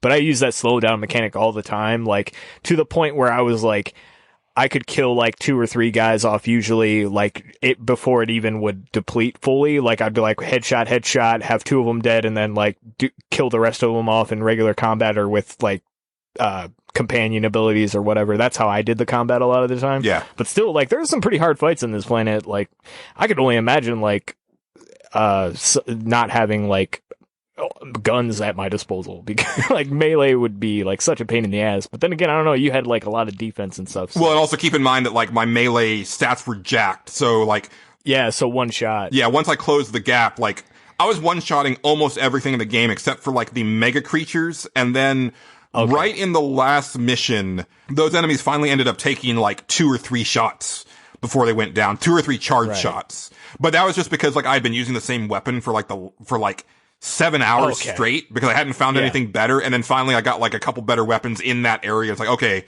here we go. Back to one shot. Monarch is where the, like weapons start to pick up. Cause that's where I remember I found, I can't remember what exactly it's called, but it was kind of like this sniper rifle, like almost like the Halo battle rifle is what it reminded me of. Cause it was just like half a sniper rifle, but not really. And that thing was like aces the entire time. That's basically what I used for the rest of the game. Like that was exclusively my weapon, and I think I found like some sort of special build of it, and that was like what I used for the remainder of the thing. It just like I was one-shotting most stuff with it, and it was awesome. Yeah. But yeah, Monarch really drags. There's some highlights and some lowlights. Like when you get on the planet, you meet what's that guy's name? Sanjay. Yeah, Sanjay. And like his assistant, who I think is funny, she's kind of cute. Yeah, you can set her up on a date, which is pretty fun. There's a lot of little side quests. There's like a murder mystery one, which I didn't do until my second playthrough because I kind of was like zooming through the second one. I didn't get all the way through it though. I kind of just got to a point where I was like, I just don't, because I got to Monarch is what happened. I was Right. like, I don't want to do Monarch again. I did it once. It was enough. Yeah. There's that one. There's like, did you get the side quest of the very clear cannibals? Yes. Yes. Now that was an interesting one because again, my dumbass. I wondered how that one played out. I finally had to break down and read something in order to, I finally had to break down and use a terminal in order to like get into the room where you find out, hey, they're cannibals, because literally you can't leave until you find out what's going on. But my dumbass couldn't actually get the information out of them. I don't know if you can just by talking to them. But I had to like be like, okay, I guess I'm just gonna have to like pretend that like, another character like got me into this terminal or something like that because Junior wouldn't do it. Oh, I'm surprised you didn't just kill him outright. Like, you have that option. Because I wasn't playing like a bloodthirsty murderer. Okay. And so with Junior not knowing that these people were bad, he, just them being weird, like that wasn't really what I was going for. So yeah, like other than, having to off the dude in cold blood, in Edgewater, I was able to, for the most part, not like, shoot first and ask questions later. Like, that's not the type of character I was playing. And role-playing wise, yeah, he wouldn't know anything was going on because he's an idiot. He's an idiot, yeah. Right. I immediately was like, oh, these people are cannibals, and I just iced them right there. Like, I was like, I'm not dealing with this. I don't want the revelation. I know what you are, and you're just dead. And I don't care who gets mad at me at this point. You're just fucking dying. I mean, did you at least find the room with like the last person they killed? Because the weapon that is stuck in his body is pretty good. I did do that because I think you have to do it for like the side quest related to the girl in the warehouse. Okay. So I did do that because you have to find out what happened to that guy. But I was like, no, I know what's going to happen here is eventually I'm going to find this guy and he's going to be eaten by you people and we're just going to have this out. So let's do it right now while I'm ready. And I just like sat there and killed all three of them. Like not even hesitating, just iced them all. They dropped the front door key. And by the way, nobody in my party even questioned it. They were like, yeah, no, that was fine. Right. They were like, we get it. We know what that was. I was like, yeah, no, this is because like this is like a trope that they've done like in Fallout 3 was the first time I remember encountering it myself, and they did it almost the same way where like they're just kind of like really nice people and just like inviting you, oh yeah, you should stay for dinner and all this other stuff. And I was like, and I remember when I played through Fallout 3, I didn't know what it was happening. I was like, there's something going on here. Something's off about this, but I can't put my finger on it. And this time I was like, no, we're not playing this game. No, we're just killing you now. Just die. Yeah. I don't care. Yeah, and so, again, just like having real fun with the role playing here. And so it's like, yeah, Junior's just talking to these people, and then he's just getting hungry, and he's like, well, when's dinner? And then just goes upstairs and talks to the daughter, and she's weird, but he's like, well, when's dinner? And he just kind of wanders around the house, and like nothing's happening. And then finally, in my head, I'm like, finally someone's like, you know what? We should really like, this is weird. Like, I'm just gonna break into this terminal real quick. And then like, here's this room. And then everything goes to shit. And Junior's like, yeah. What? Junior! How does the revelation go down, if I might ask? Because I didn't get that. I just killed him before I even found out. I was just like, no, I know what you are. I'm just killing you. So. So you go in to you open the room and you find the body and, you come out and, you come downstairs and he's like, you got blood all over like so And then they all, start opening fire. They all attack. Yeah. Me. Okay. Gotcha. That's what I figured. That's kind of funny. Yeah. I think because the daughter is like by the room. So I think I killed her first because she saw me go in, but they didn't hear what happened. Interesting. Yeah. And, so that's how that went down. But no, yeah, I thought that was a really good quest. And I will say that like a lot of the side quests throughout the game, and this was true of The Witcher 3 also, and also Horizon Zero Dawn. I'm really loving side quests that actually feed into the overall narrative of the game and don't just feel like side content. And I do feel like there's a lot of things in the Outer Worlds where if you're paying attention, even Junior's dumbass, you start to realize, oh, this is what's going on. Right. And I thought that was really cool. Like, there's a side quest on Groundbreaker where you're trying to reestablish communications. And when you finish that quest, you realize that there hasn't been anything from Earth in forever. Right. And that's just, but no one says anything, but it's like, oh, yes, that's interesting. Yeah. You know, I don't know. Did you do the stuff for Sublight? Yes. I was just going to, I was going to mention them if you did. Yeah. I was like, they were my favorite subquest line. They were so cool. Yeah. Why don't you kind of delve into that? Basically, Sublight they're like a shipping company. Yes. Kind of. But they're kind of like, they're a little shady, like, shipping company / maybe merc work, I think. Yeah, for the most part. I don't remember every mission that they had. I know you get referred to them as soon as you buy, the landing stuff for Monarch. The lady who sells that stuff, the information broker, which you gotta do you can go do like a whole bunch of side quests for her on a whole different planet. Yeah. Which I think we're just skipping over. There wasn't really anything interesting on that planet anyway. Yeah. But you go do a bunch of these quests for this company, and what ends up happening is eventually, they go, okay, we trust you now. We're ready to tell you what we're all about. And then they're like, aliens. And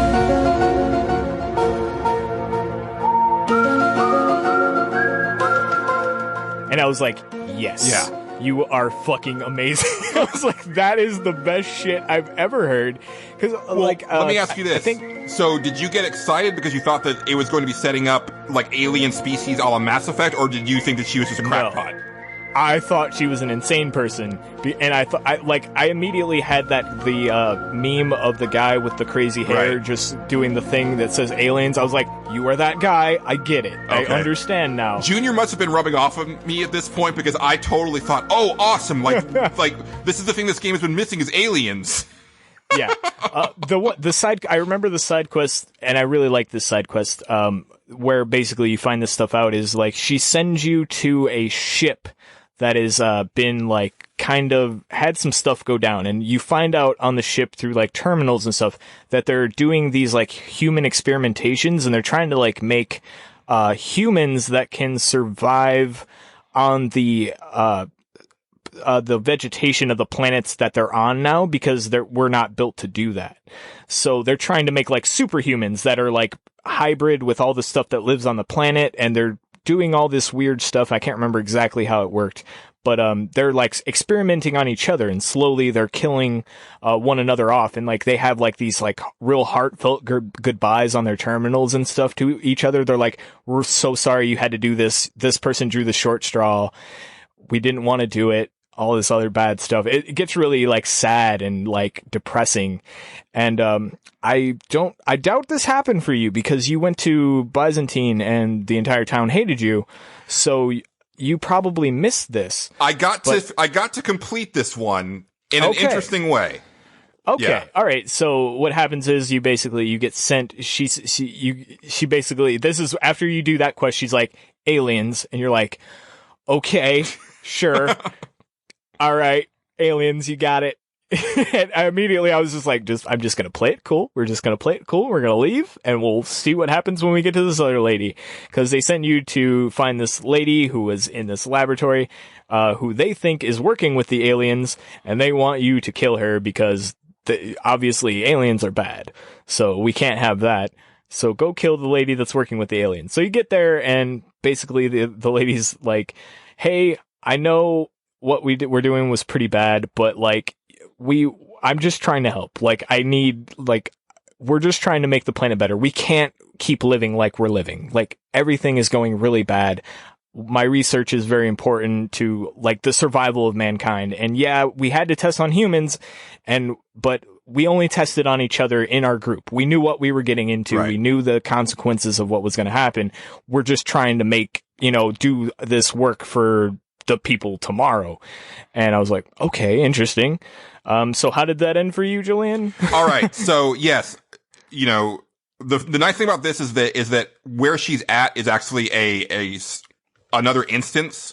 So guards weren't already like opening fire on me as soon as I got in there. So when I went in there, it triggered the conversation.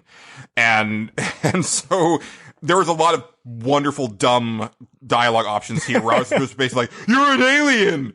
And she was like, what? Oh, nice. What are you talking about? And then like I pressed her further and she was like, no, there's no aliens. Like, and she explained what was going on, you know, like and so basically like Justin kind of touched on it, but what's happened is that like the entire colony is malnourished because no one's been able to get any like proper vegetation or nourishment or vitamins, and basically everybody's slowly starving. And we'll get into that as we get to the ending, because this does tie in to the ending. This does tie in. This is a big one that ties in. But so she's explaining what's going on, and I'm like, but where's the aliens? And she's like, let me explain this to you. And she starts getting really slow, and she actually hunkers down, and she gets this real like condescending look on her face, and she's like, there are no aliens. I'm a scientist, and I'm trying to help the colonies. Right. And so eventually, like, I was like, okay, well, I'll let you live if you, like, work alongside Phineas Wells. And she's like, that's what I did. Yeah, so I got that, and then obviously the guards opened fire, but I was like, well, they already hate me anyway, so no problem. And she survived, that firefight. But nice. Yeah, but that whole exchange was wonderful. It was like, this is the reason that I picked a dumb character. This is amazing. That's awesome. That is great. Yeah, I didn't have the guards open fire on me because I think they talk to you before they do it, and I think I had the option to either talk them down, intimidate them, or I think I could bribe them too. I think I talked them down. I was just like, hey, you should just probably not do that. Like, yeah. There was an option, but it was another thing where I think it was either that my dumb option got them to open fire, or my speech wasn't high enough in order to talk them down. Yeah. So yeah, it went pear-shaped, as a lot of things did towards the end of the game for my character. Yeah, I didn't have that happen to me until the end of Byzantine, and that was like the one place where I was like, I kind of fucked up here, but we'll get into that. So the big thing on Monarch is it's MSI, right? MSI? Yeah. Yeah. Which is They were a corporation, and basically Sanjay wanted to get more independence from the board, and he was apparently using the rules of the board in order to do this. But when he tried that, the board got pissed and basically just excommunicated them from everything. Yep. And so Monarch is basically like they're only able to trade with a couple places, and so they're basically left to fend for themselves. And there's no shipments coming in or anything like that, and people can't really leave because there's not really ships coming back and forth anymore. So everybody's kind of stuck there. So you've got MSI, in the city there, and then you have the Iconoclasts, which is like a pseudo religious group. They're kind of culty. They're a little bit, they're a cult. A little culty, but it's weird because like when you're talking to the people in the town, you don't get that. I didn't get that culty vibe. You don't get that vibe. Yeah. You don't get that vibe. No, it's not a cult in like the traditional sense. It's only their leader who kind of has that like cult leader like vibe where he kind of comes off like that. And it's more of a cult of personality where I think it's just that these two people who are like kind of the overseers of this colony are very well revered by the rest of the people that live there. And so I don't think they're necessarily trying to lead a flock, but they've just kind of risen to the top, and everybody just really loves and respects them. Right. So basically, like, the main gist is you have to find Nyoka, and you do a quest for her to go get her painkillers, basically. Or not painkillers, they're like caffeine supplements or something like that. To get her over her hangover, because she's in her cups a lot, as they would say. Yeah. Yeah, she was pretty fun. Yeah. So you do that, and she guides you to this other information broker on this planet. He's the big one, and he gets like all these satellite transmissions and all this stuff. You clear all that stuff out. You talk to him, and he basically goes, "Hey, there's these two factions. You might have met them, the Iconoclasts and this MSI. They're sending out all this junk information out in the airwaves. I can't send any of your stuff out, so you're gonna have to figure out what the hell's going on with these two things," which takes you down a long road of stuff to do for these other two people. Depending on the order. I did a lot of it beforehand, so like finishing up wasn't too bad, but like I could see like if you just rushed there and then it found out like, hey, you got to do all this side quest to get these people to trust you, it would kind of suck. But yeah, I ended up doing most of the Iconoclast stuff first before I talked to him, because the first thing that Sanjay asks you to do is pick up the Bolt 52. But yes. So here's the weird thing, is that I could not get into the building that the quest was leading me to. Oh. And this is really weird. Okay, so basically it was locked and I didn't have the hacking skills to hack into the door. I had to look this up on a guide. And so this is really weird. Okay. So the key to that door is on the body of a guy who was killed by a raptidon by the bridge just down the road. Oh yeah, I think I found that before I got in there. Yeah. Okay, but here's the weird thing. You use that to get into the front door, and then you go upstairs, and there's a woman who got herself locked into an upstairs room where the Bolt 52 is, but she's the one who tells you where the key card is. And I'm like, wait. Like, it's a weird, like...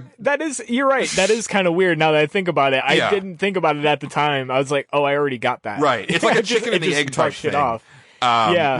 Now I guess like what they expected you to do was hack into the front door and then talk to her, but obviously my dumb ass couldn't do it. So, I had to look that up. Yeah. I think I just like happened to pass that body and looted it and had the key already and just got in. I think I could hack my way in too, but I was like, oh, I have a key card for this. Cool. That's great. Right. And I just got in. And I will say real quick, like, I don't want to like go real nitty gritty, but I do like the fact that you think that the Bolt 52 is some amazing weapon, and it's literally just paperwork. It's like a special form that Sanjay is going to fill out to like send to the board. And I thought that was really like a neat. It was pretty fun. Yeah. He also wants you to like erase all of the information on the terminal, which is kind of funny because it's a bad review of him. Yes. He doesn't want people to know that he had a negative review. It wasn't even that negative. It was just like, hey, don't promote this person. Right. Which, by the way, like Sanjay is very clearly like a kind of helpful guy and like it has a decent heart. Oh, he's a great guy. Felt really bad when I had to shoot him in the face.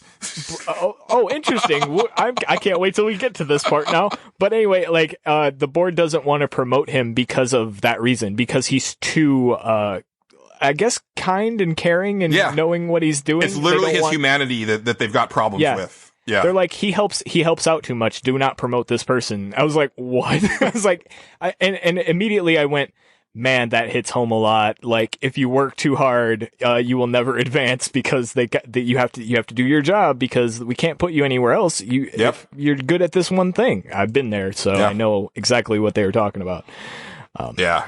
What did you do with the Iconoclast and MSI? Because basically, again, this is another thing where it's two factions that don't like each other, and I was able to get them what they wanted, and basically get them both to stop transmitting without sacrificing anything for that part. I don't know about you. Okay, yeah, I did that too. Nobody died in that part. Then what happens is you get him to stop transmitting. You go back up to the guy, the information broker. He's like, "Hey, good job doing all that. You got all that stuff cleared out. Now I just need to have you go flip this switch, and we'll be on our way. You'll get the information you need." Because I can't remember. Phineas needs some sort of transmission or information or something out of there to continue with his stuff. Yeah, I think it was the location of the chemicals that he needs. That's right. Yeah, it was the location of those the chemicals that he needs to awaken the people on the Hope. Right. That's right. So you do all that, you flip this switch, and all of a sudden you get a cool cutscene of a ship just crashing to the ground. Right. And it's on fire and all this stuff. And basically, over the airwaves comes both members of both leaders of both factions, and they go, "Hey, you should go get that for us." And they're like, "Oh no, you should go get it for us." And you're like, "Okay, here we go, here we fucking go." And you go on, you get the thing. That's basically all that happened. I can't remember if there was anything extra that happened when you get on the ship. Do you remember? Well, there's a great voicemail recorded by the engineer that you can listen to where she's like, "Hey, this is the ship engineer, and I had said that if we kept like piloting this ship with all these problems, that eventually we were going to like come crashing down in a ball of flame, and here we are, you know, coming." And basically she's like very blasé about it, and she's like, so yeah, I hate this fucking captain, I hate this fucking corporation, and this is your engineer signing off for the last time. Yeah, nice. I think I remember that now that you mentioned it. But yeah, basically you go on there. None of your party members go on there, which I thought was going to be like, there was going to be some really big revelation because I was like, oh, they're not coming on the ship with me. That's crazy. I think that was just like a scripting thing where they couldn't actually they probably didn't have it nav meshed or something. Yes, exactly. Like, yeah, this is how we'll play this out. And it worked fine, but I was like expecting this big thing to happen. They're like, we just saved ourselves like 2 months of work right here. It totally works. I don't blame them at all. Yeah. But you get this like it's like a weapon or something. I can't remember, some kind of weapon. And like I said, both sides want you to give it to either side. So the way I played this out was I want to say I went to Sanjay first. And he was like, "Hey, did you get that thing? Did you get that thing that we wanted?" And I was like, I don't know, man. Listen, I think you and this other group should like come to terms on some stuff. I think you guys should talk this out. And he was like, "Can't do it, bro. Can't do it. Me and that other guy can't get along with him. I don't know what to tell you." I was like, all right. I'll leave. We'll go talk to the other people. So I go, I think I didn't do all the iconoclast stuff at that point. I think I had like one mission I had to finish up. So I finished up their stuff. And that leads to basically, I can't remember her name. She's the second in command. Leona? I think it's Leona. Okay. And Graham is the other guy. Yes. Basically, she's the one that actually makes sense and isn't talking about weird culty bullshit. She's basically the one in the colony that everyone listens to and all this stuff. She basically goes, "Hey, I got a bad feeling here. I got these like coordinates or something. I need you to go look into this." And I was like, "Okay, all right, I'll go look into it." So you go look into it, and basically you find out that the reason one of the towns fell, I think it was the original iconoclast town, and I can't remember what that's called. Amber Heights. It's a place they're living. It's a place that they're living in, but the original like people that lived there basically got like overrun and slaughtered. They were like slaughtered. And you find out that Graham, the leader of the iconoclast, is the one that let them in. He is the guy who gave them the code to open the gate and basically let all these people in, and that's why the entire town got slaughtered. And he's been living with that for however long and just has been hiding it. So you go back and you're like, all right, this guy's fucked up. What do you want to do? He's like, well, we got to tell him that he can't be, and Leona's like, well, we got to tell him he can't be the leader. We can't do this. Like he's got to go. Yeah. And I was like, okay, all right. I don't know how this is going to play out, but okay, you're right. He's got to go. So we walk up there and you kind of have this, like, it almost feels like an intervention when you have it with him. You're like, look, we got to talk, and you talk to him.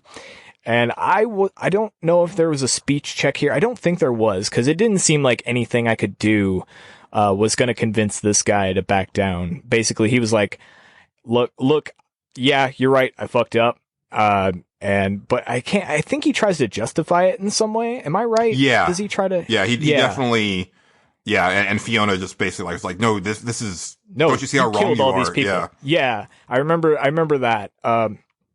So you basically, it ends up, you kill that guy, and then you're like, all right, well, Leona, you're in charge now.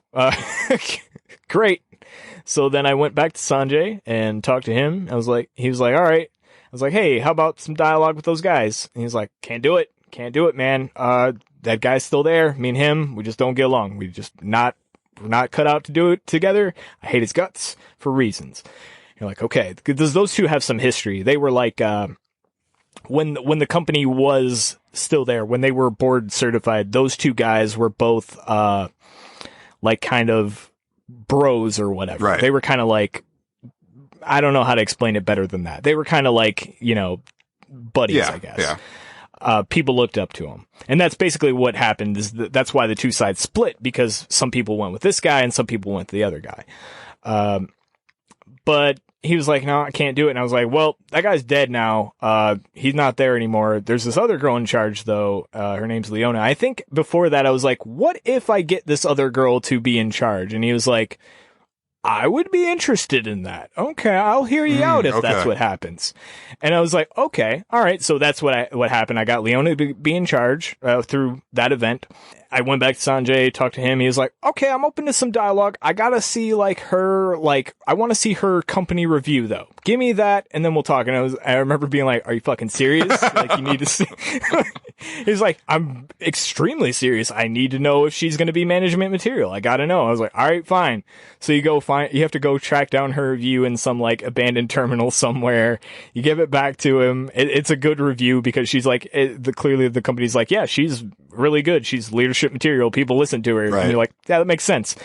You take it back to him and he goes, okay, this is good. I'm into having some dialogue with him. So you go back to Leona. It's a lot of back and forth right here. Like, thank God for fast travel because this part would have been miserable without that.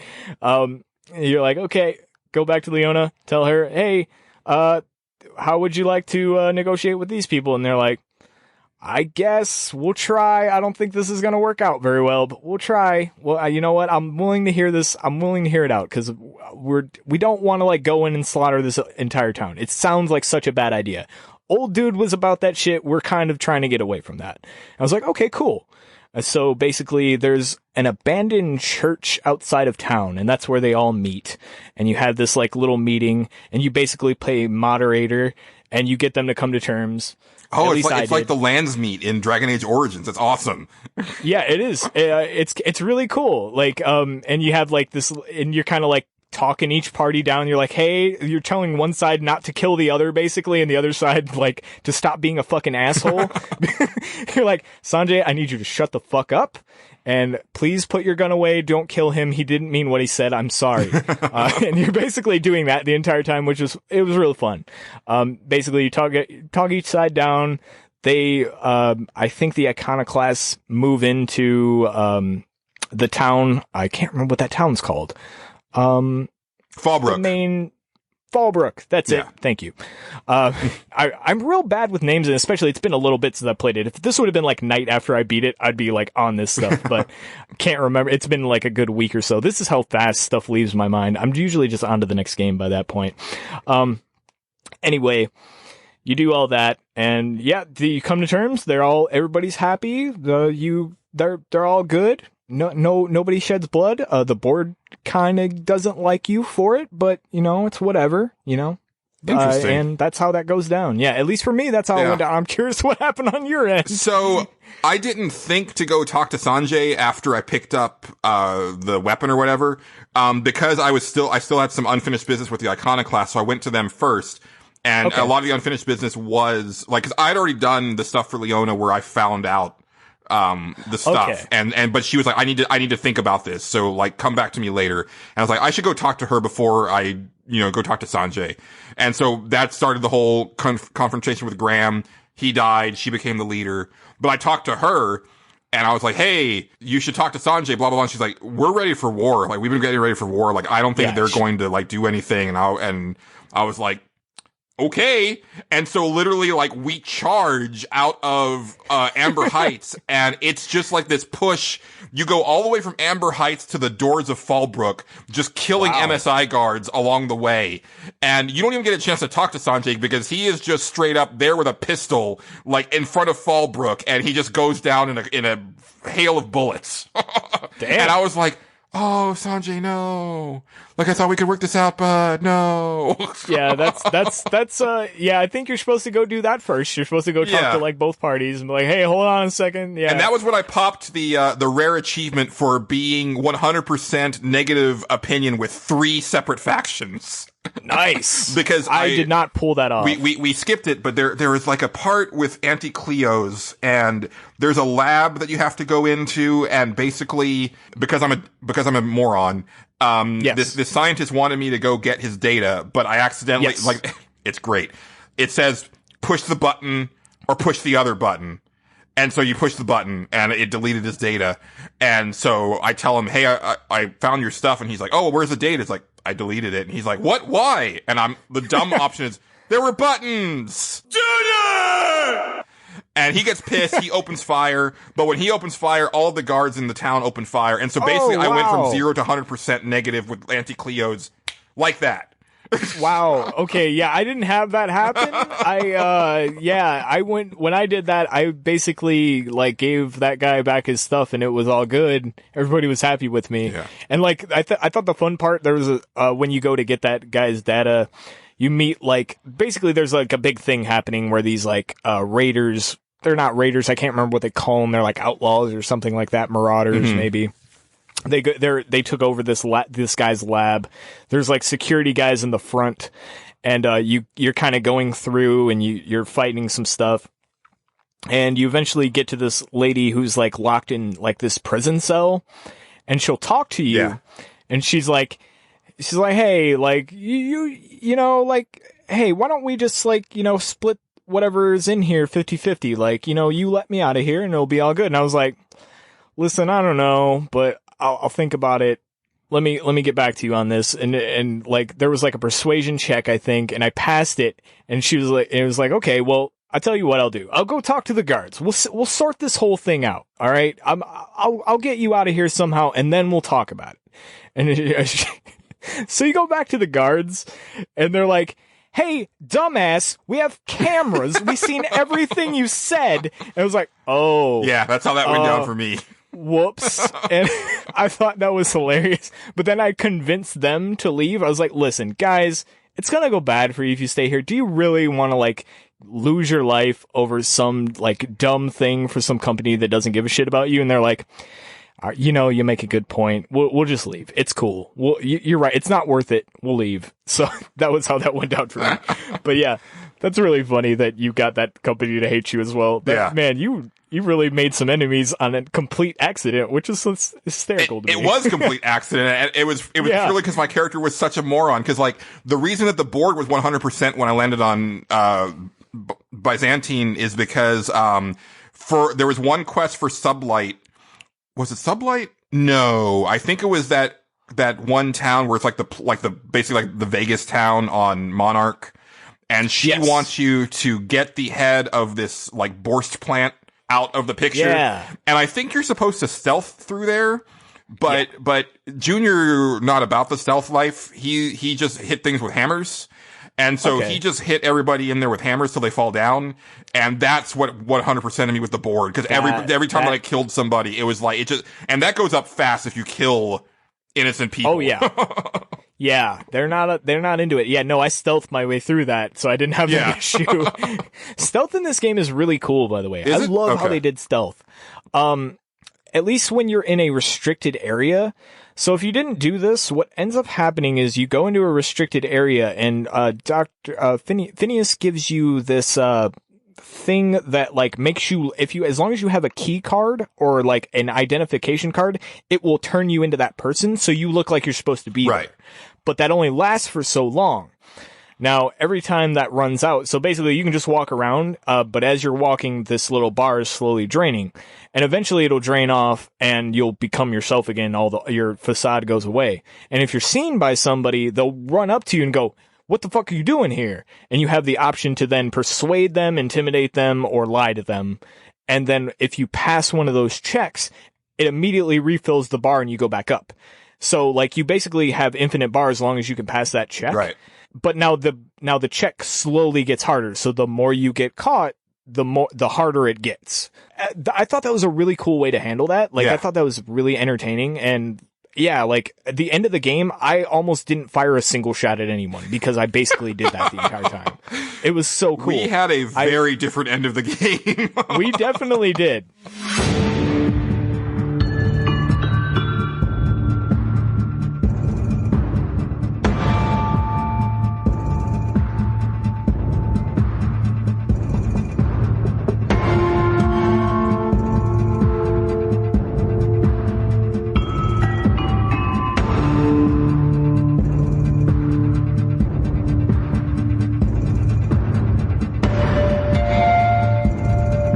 So I guess we can move on into that. So yeah, you get the information for Phineas, and he finds that like the location of this chemical. There's this one person. It's the minister of the board, or who? Oh, what's her name? No, it's a he.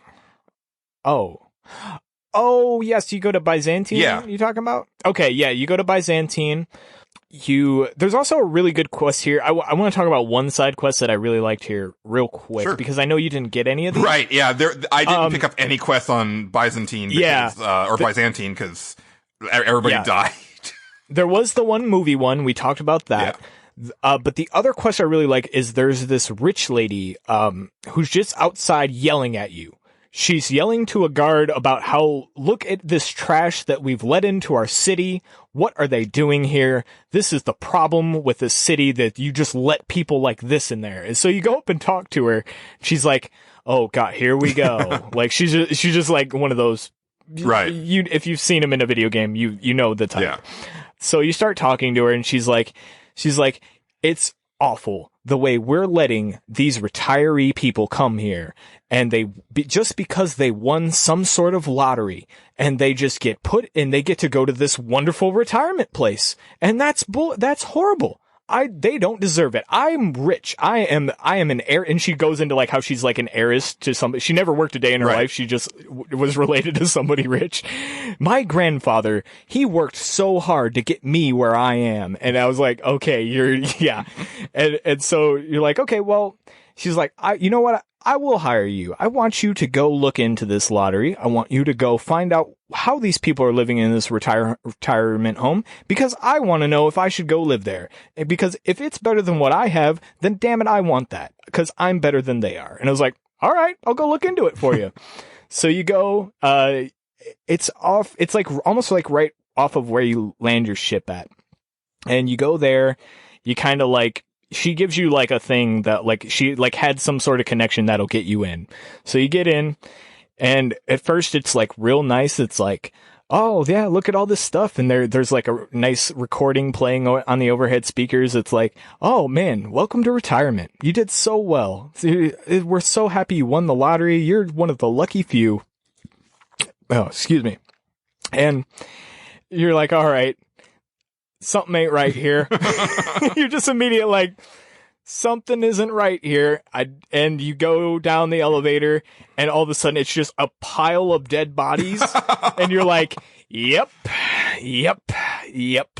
And you have to kill all these like extermination robots that are basically just like killing all the retirees. It's basically the lottery scenario. Like you win the lottery and you die. Yeah. So, it was that. I thought it was really cool. Kind of reminds me of like, in Animal Farm, when they finally like retire like the real strong working horse who's been like very pro, the animal union the whole time, and then you find out that like they sent him to the glue factory. Right, exactly. And basically what happens, so you do all that, you make your way up to the surface. There's like a few other little things you can do down in the sewers, but they're not really interesting. Okay. Well, we'll get to it. But so the big story beat here is that you're supposed to try to sneak into the mansion of like this minister who's like, or is the minister? He's basically like the head of the colony, or that's what you believe that he is. He's really high up on the board. I can't remember exactly what the exact position that he is on there. He's not the head of everything. That's I can't remember what her name is. Sophia. He's way up there though. Yeah, he's up like there. He's on a lot of the like propaganda posters that you see, and it gives you this option to like sneak through the sewers. I never found the sewers. I just ended up like blasting my way through the front because like I was just following like the quest marker because I thought it would take me to the sewers because that's what I had selected that I wanted to do, and then it didn't. And so that sucks. These sewers they're like in a little alleyway somewhere. There's a guy who, and you wouldn't have found this because everybody was shooting at you. There's a little guy who like wants you to go find his rats, and there's like a thing right there that goes down into the sewers. But let me finish real quick on the lottery thing. Yeah, sorry. When you go back to that lady, she goes, okay, so hey, what was it like? Should I just start packing up my bags? And I was like, yeah, you definitely should. Yeah, it's great. You should definitely go cash in it. It's great. So I loved it. You could be like, it was terrible. Everybody's dead. You should not go down there. Or cause I felt like if I told her that, she'd be like, good, they deserved it. And I was like, no, you should definitely go check it out. It'll be great. I think it'll be fine. It would be awesome if you could actually follow her like all the way to the retirement home. Like, yeah, 'cause she does start walking there. Like, she's like, I'm packing my stuff up immediately and going. And you're like, you do you. That I really liked that last part of it. I thought that was a great way to cap that off. But the sewers are around. I don't think I snuck in through there either. I think that's to get into the guy's house, and that's how you have to get into the boardroom. Am I right? Or can you go straight to the board place from the sewer? I think I actually got it out of whack, because I think you get to the guy's house first, and you find out that he's actually been under house arrest for years. House arrest, yes. And you find out that he's just kind of like a puppet. He's not in charge anymore, and I don't know about you, like I guess you probably stealthed your way through this. I just went like hammer blazing, not guns, because I'm not using guns, and so I just killed all the guards in there. But he didn't seem too bent out of shape about that, and he thought I was a genius. Oh, nice. like my dumb options, like somehow he was like, oh, it's so nice to finally have someone who knows irony. Like, oh, this is such a breath of fresh air. And I was like, I don't think I'm what you think I am, but I don't know any better. So, right. But yeah, so, and he's the one who tells you, oh, like you need to like get into the board and you're going to have to go. I forget why you needed to go in there, but he also wanted you to like get into his old office.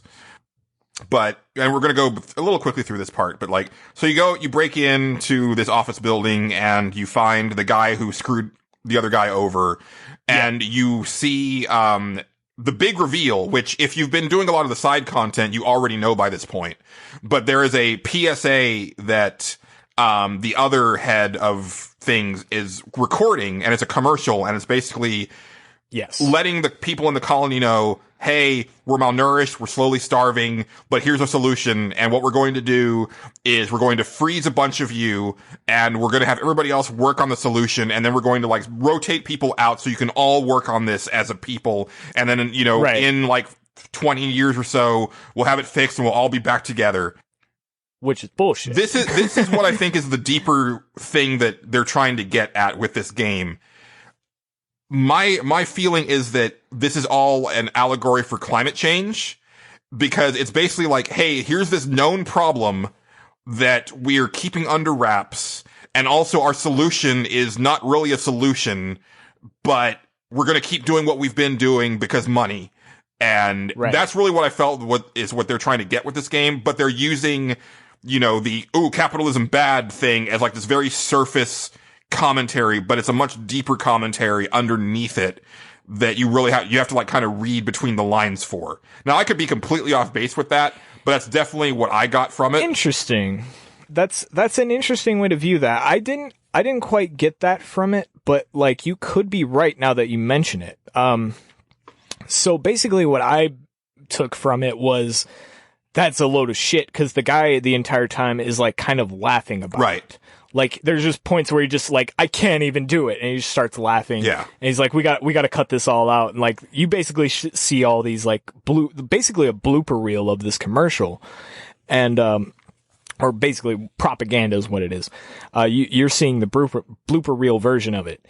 And I basically what I took from that was, this is the problem here is this, and the company is basically lying to all these people. They don't have any plans on doing that. They're just trying to take everything for themselves. So I think they even mentioned that, the high levels of the high level members of the board, they'll be fine. Don't worry about us. Right. We'll be okay. We'll all be fine. And like, but you guys, you'll be fine too, but we just gotta like kind of put you on ice for a little bit. Right. Which like and so basically I took it as like the capitalism, like, or this corporation is just, they don't know what to do.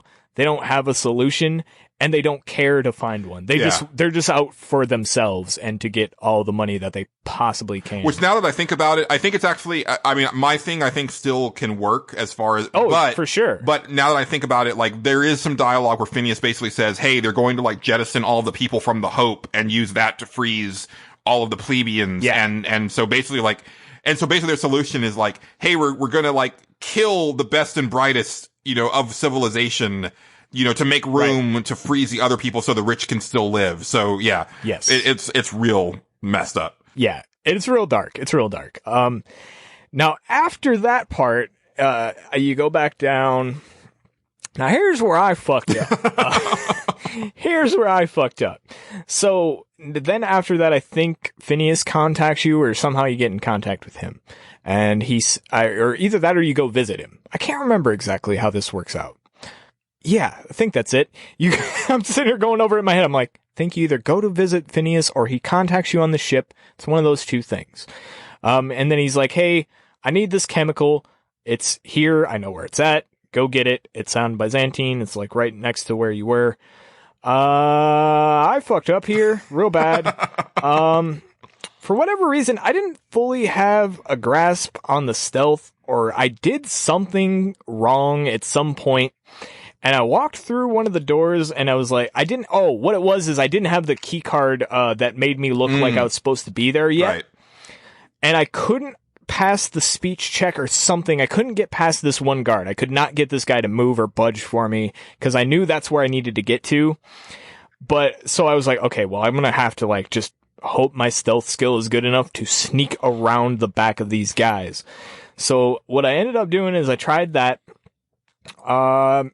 Got caught trying to get in the elevator. They opened fire on me, and I was just like, well, fuck it. We're just doing this. And I just shot everybody. And immediately it was like, the corporation hates you now. I was like, great. Okay, whatever. I didn't know what that meant at this point, because this was the first time I had gotten that. Right. So I'm like, okay, well, I know where the key card is. The rest of this, I can stealth my way through like normal, and hopefully I'll smooth all that over. I'm sure it's nothing. Grab the key card. You go down. You basically, you can stealth your way. I'm sure Julian shot everybody here. It's fine. Or not shot everybody. Bludgeoned. Yes. Yeah, I immediately thought better of it. But you go through this place. You find the chemical that you need, and it gives you kind of this weird option of where you can take some of the chemical and save some of the lives, or you can take all of the chemical. And I took all of the chemical here because I was like, I don't know. It seems like the right thing to do. I know these people are going to die, but it's for the greater good, because it's like the few for the many, I guess. You sacrifice like these 3 people in these tanks or whatever for all the people in the hope. Yeah. I guess that makes sense in my mind to do that. I am surprised that there wasn't, and there isn't a lot of this throughout the game now that I think about it. There wasn't like a commentary from your party members before you made this decision. I thought that for something that big, like they would have been like, hey, are you sure about this, or blah, blah, blah. And they're like, I drained the thing and took all the chemical. They all died a horrible death and nobody said a thing. Yes. I was like, okay. The only reason I think it is because it's not really that major of a choice. I think it only really offers up a little bit of dialogue when you talk to the head of the board in a little bit here when you get back on your ship, because basically she just uses it against you. So yeah, you get back on your ship, you're like, okay, well, I gotta go see Phineas now. You get contacted by the head of the board, who knows everything that you just did. And also, by the way, when I got outside to go back to my ship, that was when the entire town of Byzantine decided to start opening fire on me. So you knew my struggle at that point. I fucked up. Yep. So I fought my way out of there as best I could, killed a bunch of people. I was like, well, good thing I did all the side quests before I did all this stuff, or we'd be screwed a little bit. Or I'd be loading up some old saves and redoing some stuff. But, I was like, we're just gonna roll with this choice. Fuck the board. We're gonna piss them off eventually. Whatever. Like, I was pretty sure at that point I was toward the end of the game, so I was like, I don't care. Like, we're just gonna go with this choice. It doesn't matter. I did all the stuff on Byzantine. So yeah, you get back there. I think, what's the head of the board's name? Sophia? Is it Sophia? Am I right there? I want to say that it starts with an A, but I do not remember. I know her last name's Akande, but I forgot her first name. Okay, that's what I'm thinking of. Yeah, it was weird because I don't know about you, but she kind of came out of nowhere. Had there been mention of her before this? Not exquisitely. If you ignore a lot of the board stuff, she does not come up at all. Okay. And with me not reading stuff and really like, and also like, I wouldn't have Junior like delve into conversations too deeply.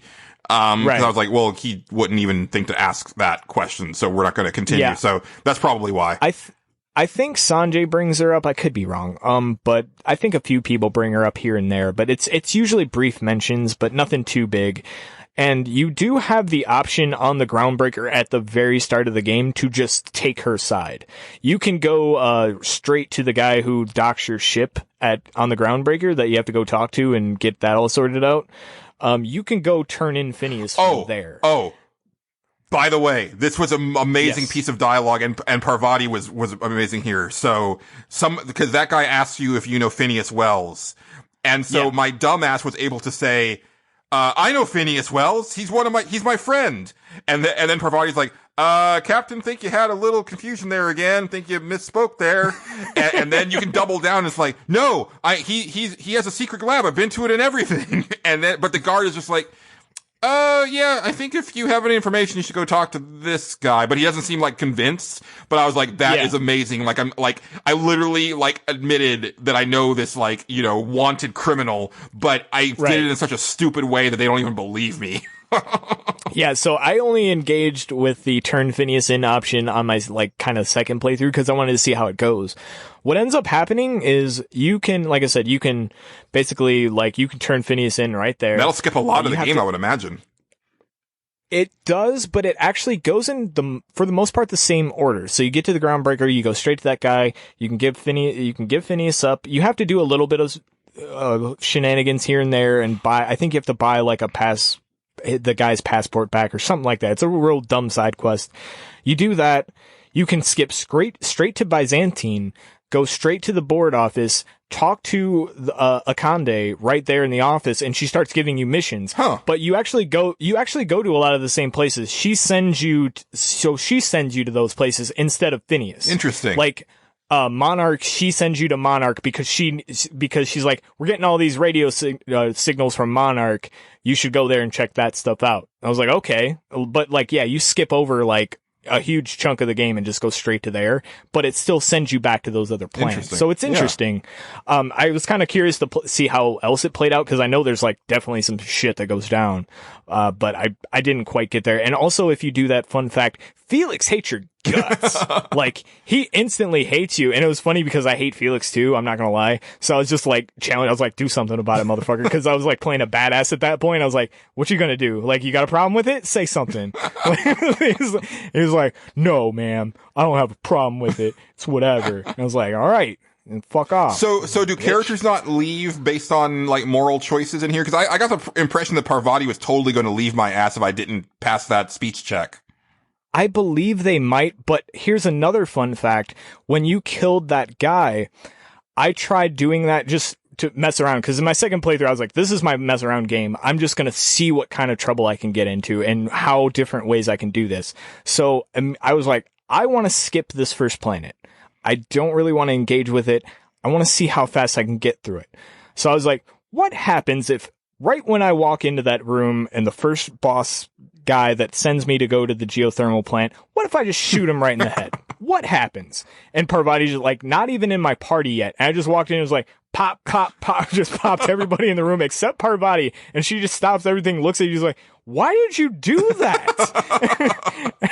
I think the dialogue triggers too soon for you to fight him. But right after the dialogue and Parvati joining, I think I popped everybody in the room and she's like, what the hell was your problem? I was like, sorry, I need this stuff. And she was like, I'm just going to go with you because somebody needs to make sure you don't do this again. So, and so she still joined me. Now I'm not sure. I think people will leave if you piss them off enough. Right.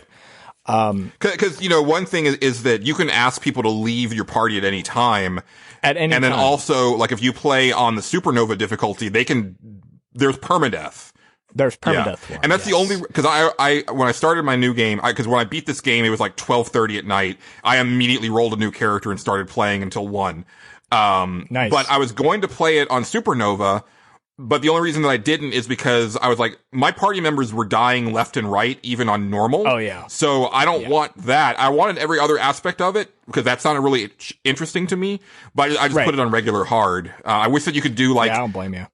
You could do modifiers to say I want this, and this from Supernova, but I don't want permadeath. This is why we need a mod scene for this game. But yeah. Like I said, you can skip over a lot of that stuff in the Evil playthrough. Yeah. Like I said, I didn't get any characters to leave, but I think it's possible. I think you can piss them off enough to where they'll eventually take off on you. I'm not 100% sure.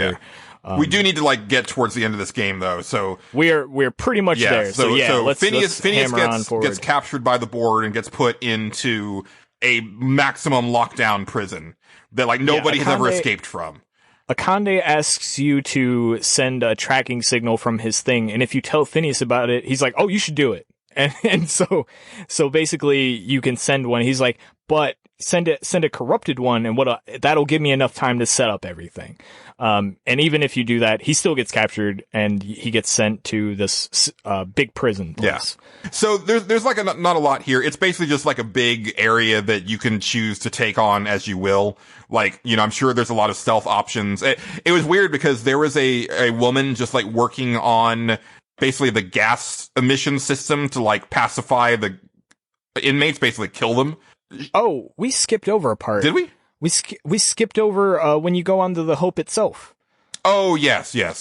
Yeah, I can't remember exactly what happens on it, but I think you go to the Hope and you basically like the plan is to link up your skip drive from the Unreliable to the Hope and skip and basically like transport the Hope to Phineas's lab. That's right. And it's weird because like it gives you all this like warnings like, hey, this is going to like destroy the ship and probably kill everybody. Nothing happened. Yeah, nothing happened. I was like, yeah, it was fine. Yeah, that was kind of anticlimactic. Yeah. But then immediately after that, Phineas gets captured. You have to go rescue him. Yes. And there was this like engineer, like I said, who was like repairing this inmate suppression system. And I was like, well, that sounds bad. So I just like killed her. Like, I was like, this is probably like, this is going to come out and bite me in the ass if I don't do this. So I just went ahead and did it because I thought like maybe they would like try to gas Phineas when I got close. Okay. So I was like, I'm just like covering my bases. But yeah, you basically go through. Obviously, I just did a Archer style rampage through the whole facility. Yeah. Killed everybody that I saw. You fight a bullshit boss that, again, doing melee, not all that fun. I believe that was bad. Here I did have to finally pull out my plasma rifle and start using that because there was just no way that I could fight this thing with melee because it's like it's like the ending boss of Halo 5 where it's like it's got a big old shield on the front. You've got to shoot it from the back, but you know, you've got to either like let your party members distract it or you wait for it to like shoulder charge and then like stun itself, you know, a la every big enemy in 3D action games. You know, I hated that boss. I was like, why is this here? Okay, so this went down pretty differently for me. So basically what happened for me was when I landed, a guy basically messages you and is like, hey, you can't land here. This is a prison thing. You're not allowed to do that. And I basically, kind of fireflied my way into it. Like I, if that makes any sense. Total sense. I basically was like, I pissed this guy off enough to where he was like, I was like, oh yeah, I can't land here. You know what? I want your badge number. He's like, oh, you want my badge number? He's like, I'll send you a picture of my ID right now. So he sent me his ID. And I was like, great, cool. And I basically went throughout the ship as him.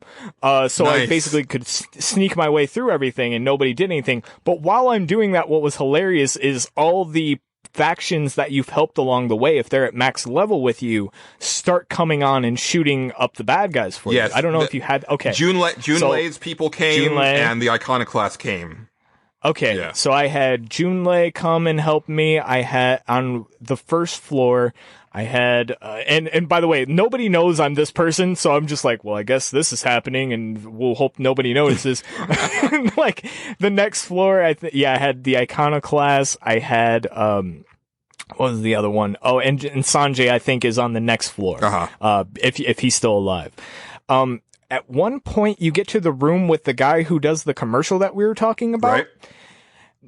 Did you have any dialogue with him? I had dialogue with him, okay. And then it was weird because I thought that like I thought there would be more to it, and I thought that it would like turn into a fight. But basically, he was just like, "Hey, go fuck yourself," and he just kept. He went back to what he was doing, and I just left him.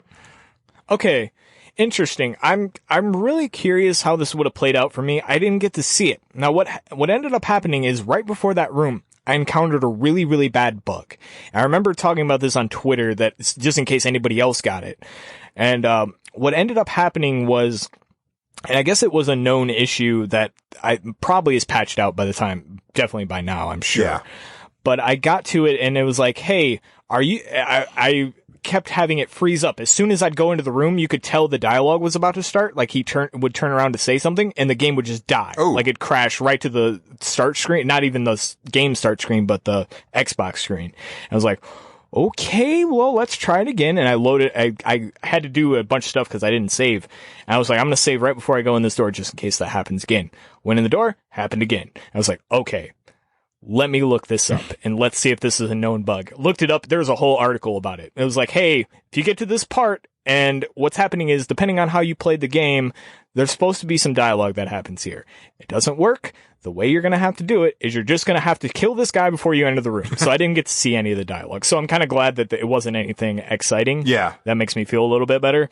I didn't figure it was. I remember even being like, I don't know what I would have missed here. So I just ended up shooting this guy. I was like, fuck him. Moved on with my life.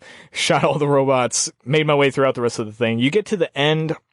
You have some like fun not last boss, but like some fun dialogue with Akande where she's basically you did. Like, oh yeah, I don't know if you did. No, she just started opening fire as soon as I got to the room. Well, no, before that, when you get to the terminal. Oh wait, yes, that's right. Yeah. This is before the boss. Yeah. Because you can talk your way through this part. If you can pass like a few hundred speeches or a few like have 100 lock picking or something like that. There's a lot of ways to go completely around this boss. And unfortunately, I was too well balanced to pass any of them, which was kind of a bummer, but I was like, I guess I gotta fight the boss, whatever. So I fought the boss. But yeah, like it was kind of fun. Like basically you can like convince her that her whole plan is bullshit. And yeah, when I got to her room, she opens fire on me too, but there is a way to talk her down, I think. And yeah, you save Phineas and you get an ending. Yeah. That's basically it. And it's a cool ending. And I know that like the Fallout games do this and a lot of Western RPGs do this where it lets you know like the repercussions of a lot of your decisions and how things went like after. And it's pretty interesting also because it kind of gives you this timeline that's pretty far past the events of the game, which makes me think that if there is a sequel, it's not going to be any of the characters that were in this game. It's going to be like a totally different crew and different person. I feel like if they do a sequel, it would, and you could easily do a sequel, but it would have to, all they have to do is just be like, hey, there was another colony out in this other solar system with completely different stuff that these companies from Earth set up in a different place. And it's easy to do. You can do this infinitely and it'd actually be really cool because it'd be very different every time, which I would really be into. Yeah. But with the same companies that you know, so you kind of know what you're getting into with each faction, which would be neat. So we'll see if they keep going with this or if it'll be an Xbox thing now because they're, Obsidian's an Xbox owned, Microsoft owned company now. Yeah. Man, I'm really looking forward to that. I know that's weird, but man, Obsidian owned by Microsoft, like after playing this game, I was like, God, Obsidian with money and time? Right. Can you imagine what they're going to do? Like, oh, that's going to be so good. Yeah, because I will say to your point about that bug that you had, like I didn't experience any problems throughout the entire game. That was seriously the first one I had. And I was like, wow, this one's bad. And I was like, but I found that way around it and I was like, okay, I can live with this. Like, I don't need to see this part. It probably wasn't that important. Later on, if it was, I had it saved right outside that room. I kept that save. If I want to really go back and dig into what that guy said, I can do that. Right. Yeah. And so, you know, like, and again, like, it's like, you know, they knew what they were doing. You know, they had a goal. They kept it in a, you know, at a modest budget. They kept it to a modest scale. But what that allowed them to do is really polish all of that and make it work really well. And, you know, we kind of glossed over the combat and everything. I guess we talked about it a little bit, but like, you know, like even when I did like pull out my guns, like the guns felt really good. Everything felt really good. And, you know, I'm looking forward to playing my other character who can actually engage with the deeper mechanics. Cause I'm stoked to do that. Yeah, like I was engaged in a lot of like the deeper stuff with like the gunplay and like the time freezing and stuff like that and like the weak points and like, okay, I'm going to blind this guy so he'll be incapacitate this guy or whatever. Yeah. And like, it was really cool. I really liked the way it shot. And like I said, Fallout games especially, like the guns always feel awful in Fallout games. Unless you're doing like the VAT stuff, which is like how I play every Fallout game is I will only use VATs and I have to like put mods on that like let me have infinite VATs just so I can make it a turn-based game. and that's fun to me. I don't know why. No, I mean that's the way that I play Mass Effect. That's the reason why I didn't like Andromeda, is because they removed the ability to pause the game to issue commands, and I was like, that was the way that I play Mass Effect. Yeah. Yeah, exactly. And this one, like, didn't have VATS, but, like, the shooting feels good. Yeah. And so I was like, this is fine. Like, this is A-okay by me, and I'm cool with this. And I really liked the game. I really did. Like I said, Parvati, like, definitely, like, my top 5 video game characters of all time. Yeah. Like, instantly loved that character. Spoke to me on a lot of different levels.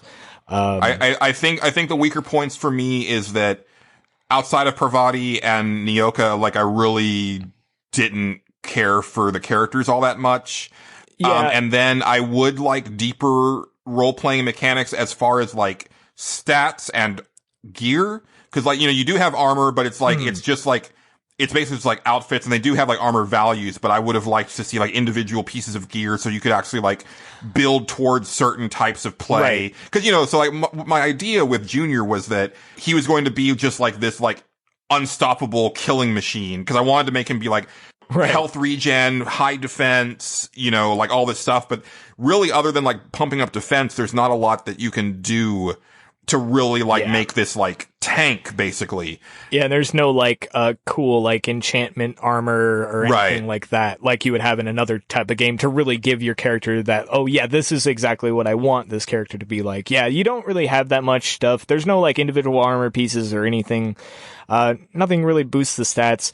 They really went like super basic on a lot of that stuff, for better or worse at times. Like there's some times where like, I think they could have probably went a little bit further than what they did, but at the same time, like I was kind of like, it is what it is. Yeah, and I think that's a thing where it's like, if they have like a bigger budget, that's one of the first things that gets pumped into. But because I'm sure that every time that you add like, okay, now we're going to do this type of like mix and match armor, that's like a whole set of math that just like just exponentially makes the game more complicated. Yeah.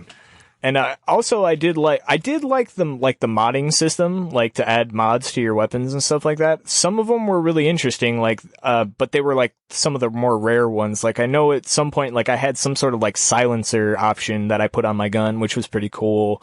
And like I had a couple other like armor options here and there that would like, I had like a good setup of like different types of modded armor to where I could switch one out if I needed to pass a certain type of check or something like that to get through a thing. If I wanted to be stealthy, I would wear this suit of armor and so on and so forth. And like, so it wasn't too awful, but like it wasn't, I've definitely been more engaged by like certain other like video games that have done this sort of thing. But like for this type of game, like honestly, I was kind of liking the back to basics approach that they took to that sort of thing. And I think we've talked around it, but like, the fact that, so I beat this game in 25 hours, and I know you beat it in like 30 something, like low 30s.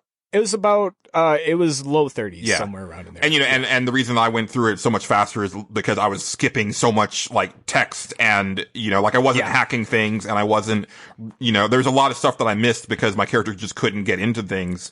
So my second playthrough will be significantly longer, but even so, it's like, that is the sweet spot for me. Cause like Mass Effect, like, I think I would do every single quest on that game, and it would be like 40 hours. That's perfect to me. Like, I don't need any of this like 60, 80, 100 hour stuff. And that's, I think I've said this before, but the game really reminded me of Mass Effect in kind of its scale and like just amount of time it took to get through. Yeah, even the structure, because it's like basically there's like three major things that you have to do. Yes. Yeah. Yeah.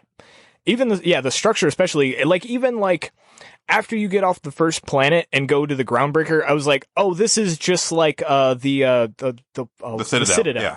Yeah, I was like, this reminds me Up and Down of the Citadel, and like the characters on your ship having the little interactions that they have and all that stuff was really cool.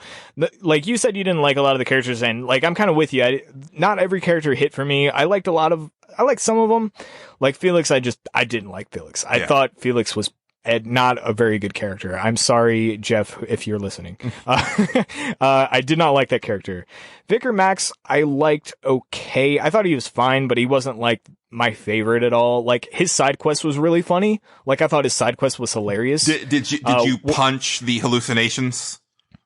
No, I didn't do any of that stuff. I did. Yeah, basically you go have like what is it? What's the drug I'm It's like a peyote or an peyote, that's ayahuasca it. type thing, yeah. You basically go have like a peyote trip with him, and like he hallucinates his father or his mother and stuff, and like you can see them too for some reason. Don't question it. But I thought that shit was really funny. Yeah. Yeah, Felix I didn't like. Nyoka's side quest I really did like. Yeah. Where she basically was like, hey, we had this little family thing, and she, talks about it throughout her thing, and you're basically trying to like put her like kind of makeshift family to rest for her, and like it's really good. touching in a way. I really liked it. I really liked her a lot as a character. I thought she was great. Ellie's we touched on, and she was okay. Like, she was like middle of the road for me. I thought she was going to be a much bigger character than what she was, because she was in all the advertisements. Right, and I didn't like, so when I'm at work, I put the game that I'm playing as my desktop background. Yeah. And so I realized, oh, that's Ellie like waving to you on the box, but it's like I said, for me, she was the last character that I got because I couldn't actually like complete the quest that you used to unlock her. I was like, okay, like she's really like, I'll definitely pick her up earlier this next time because I'll have the speech abilities to get her right away. And so I'll definitely, like, I know that for this second character, what I'm going to be doing is a brainy scientist who's really good at hacking and gunslinging, but is totally like a corporate person. And I'll probably be having her roll around with Max and Sam. Oh, Sam and Max. There you go. Yeah, I'll probably have her rolling with them mostly. And then Ellie once in a while. But yeah. It's funny, on my Evo playthrough, I was like, Parvati, I gotta keep you on the ship. I can't have you seeing this bad shit I'm doing. Look away, Parvati. Can't have you doing it. Yeah, don't do it. Can't corrupt you anymore. Yeah. But yeah, no, I liked this game. I liked it a lot. I did too. I mean, obviously, we just spent 2.5 hours talking about it. Exactly, and I'm like I said before, I'm really looking forward to what Obsidian does from here. Whether it's Outer Worlds or anywhere else that they go, they've clearly proven that they are really good at making this type of game, and I really want to see what they do with like a full budget, like, we're all in on you guys, do your best stuff, Microsoft deal. Like, man, I can't wait. I just want to say like one thing, because I was actually listening to Rebel FM before we recorded. I was on the way home, and Arthur Geese was talking about Outer Worlds, and he was saying how he really hates that people feel the need to like slag off like Bethesda in order to talk big about Outer Worlds, because he says, like, he was talking about how he really loves like the broken shit in like the Bethesda games and stuff, and I was like, well, one, I was like, okay, you sound like a Stockholm Syndrome sufferer right now. But two, no, Bethesda's on fucking notice finally, because they have gotten a pass for so many years for making the same busted ass games with boring ass combat. And now there is finally a game that says, no, you can do this type of RPG and have great combat that works and the game feels polished. And because I'll tell you right now, I know I'm going to be buying the next Elder Scrolls game because I'm going to be curious, but it better fucking be like, even if it's half as good as this, as far as mechanics go and like cohesion, it's already going to be a much better game than anything they've ever made in the past. The next Bethesda game that'll probably come out before Elder Scrolls will be Starfield. Right. And but I'm not, like, I don't even know what that is yet, so I'm not... We don't, but apparently it's a Bethesda-style open-world RPG that's kind of sounds Outer Worlds-ish. Okay. So, I'm sure it's much bigger scope or whatever. I don't know. We don't know anything about it because all they've shown is a fucking logo just to shut up all the fans basically on YouTube that kept like, when are we going to see Starfields? God, that's like every YouTube channel I follow. Anyway. And I will, just to clarify, like, I know people love these games. You know, you're one of them. And it's like, I'm not saying that like you have bad taste or anything like that if you like these games. I can understand why these games are popular.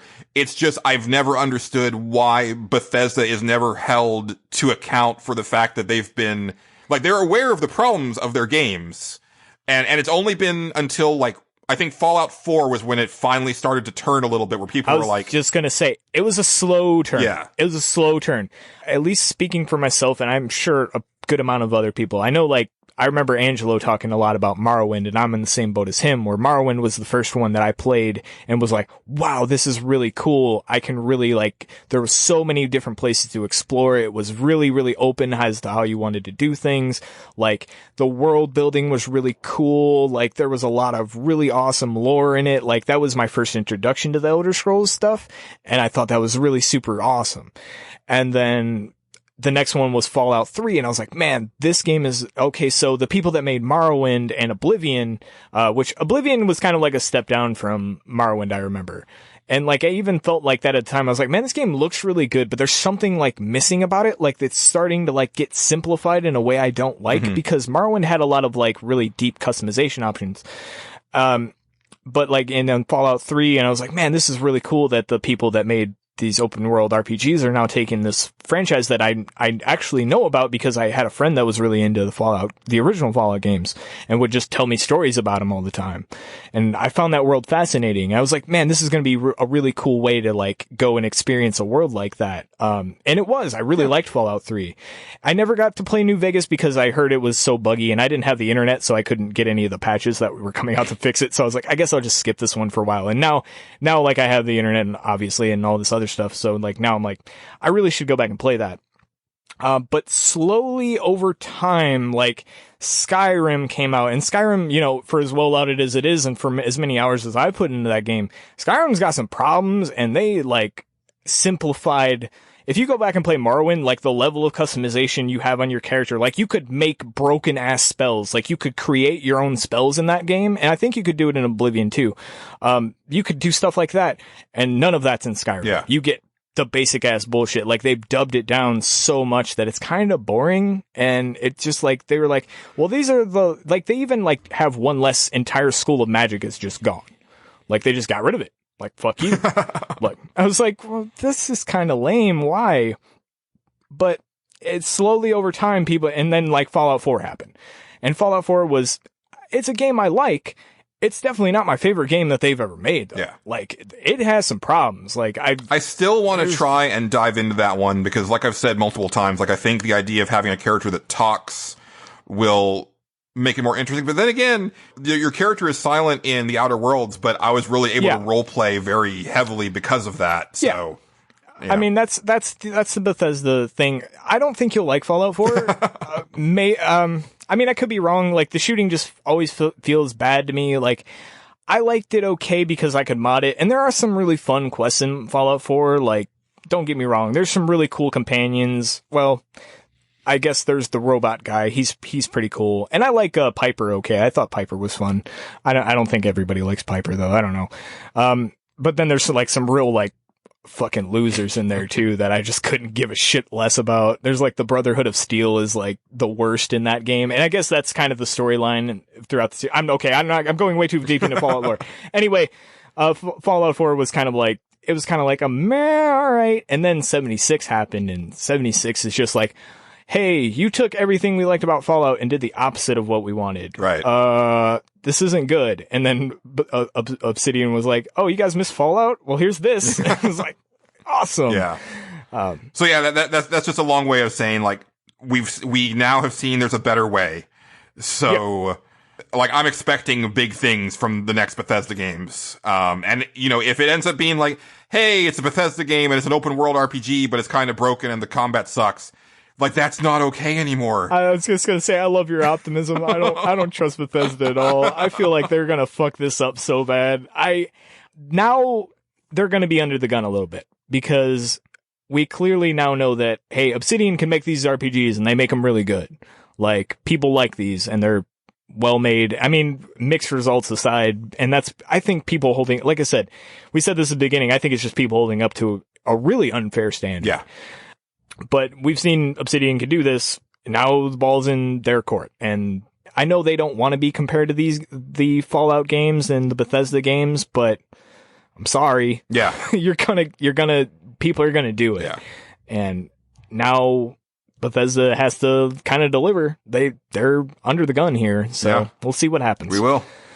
But yeah, that I think was gonna do it for this. Justin, thanks for hopping on and doing this. I think, you know, we were giddy Like, we were definitely holding in so much during like the regular NWP episode when we were talking about Outer Worlds. So I was just so happy you liked this game, because I remember as I was playing it, and I don't remember when I said this, but I was just like, man, if he doesn't like this game, he's never gonna like these games. He is just gonna hate these games. But this is the one he'd like. But I love like the two recent Deus Ex games, which is in a similar vein. That's very true. And so it's not that I have a problem with like this like setup. It's definitely just been like that. I don't like that mushy feeling combat in Bethesda's games, and it's like and also I just think like after Oblivion, I think their games looked really ugly. Like I thought Oblivion looked amazing, and then every game since then has been like, oh, yeah, okay.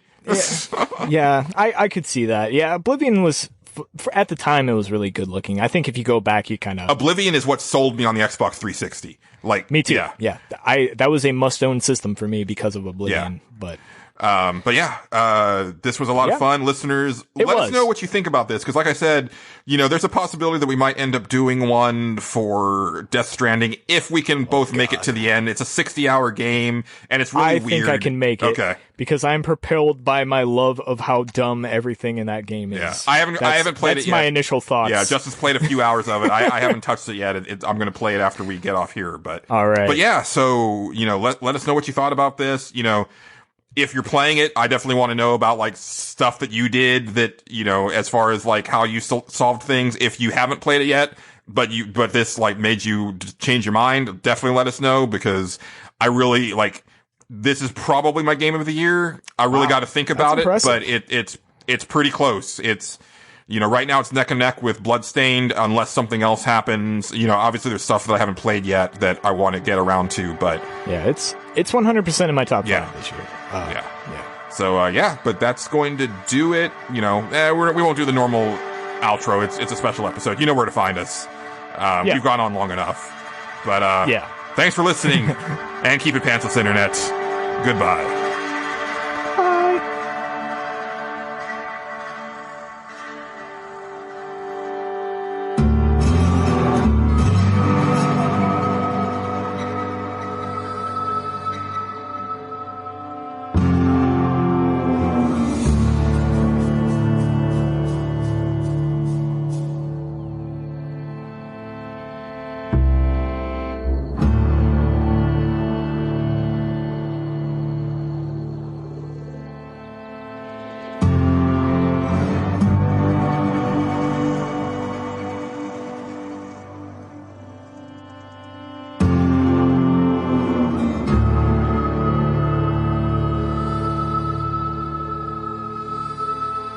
Actually, I'm going to say this before we actually start the main podcast, because it might be an outtake, it might not, but I was just curious. Have you seen the live action Japanese Final Fantasy VII remake commercial that came out this week? No, I have not. Oh, Justin, holy shit. Oh my God.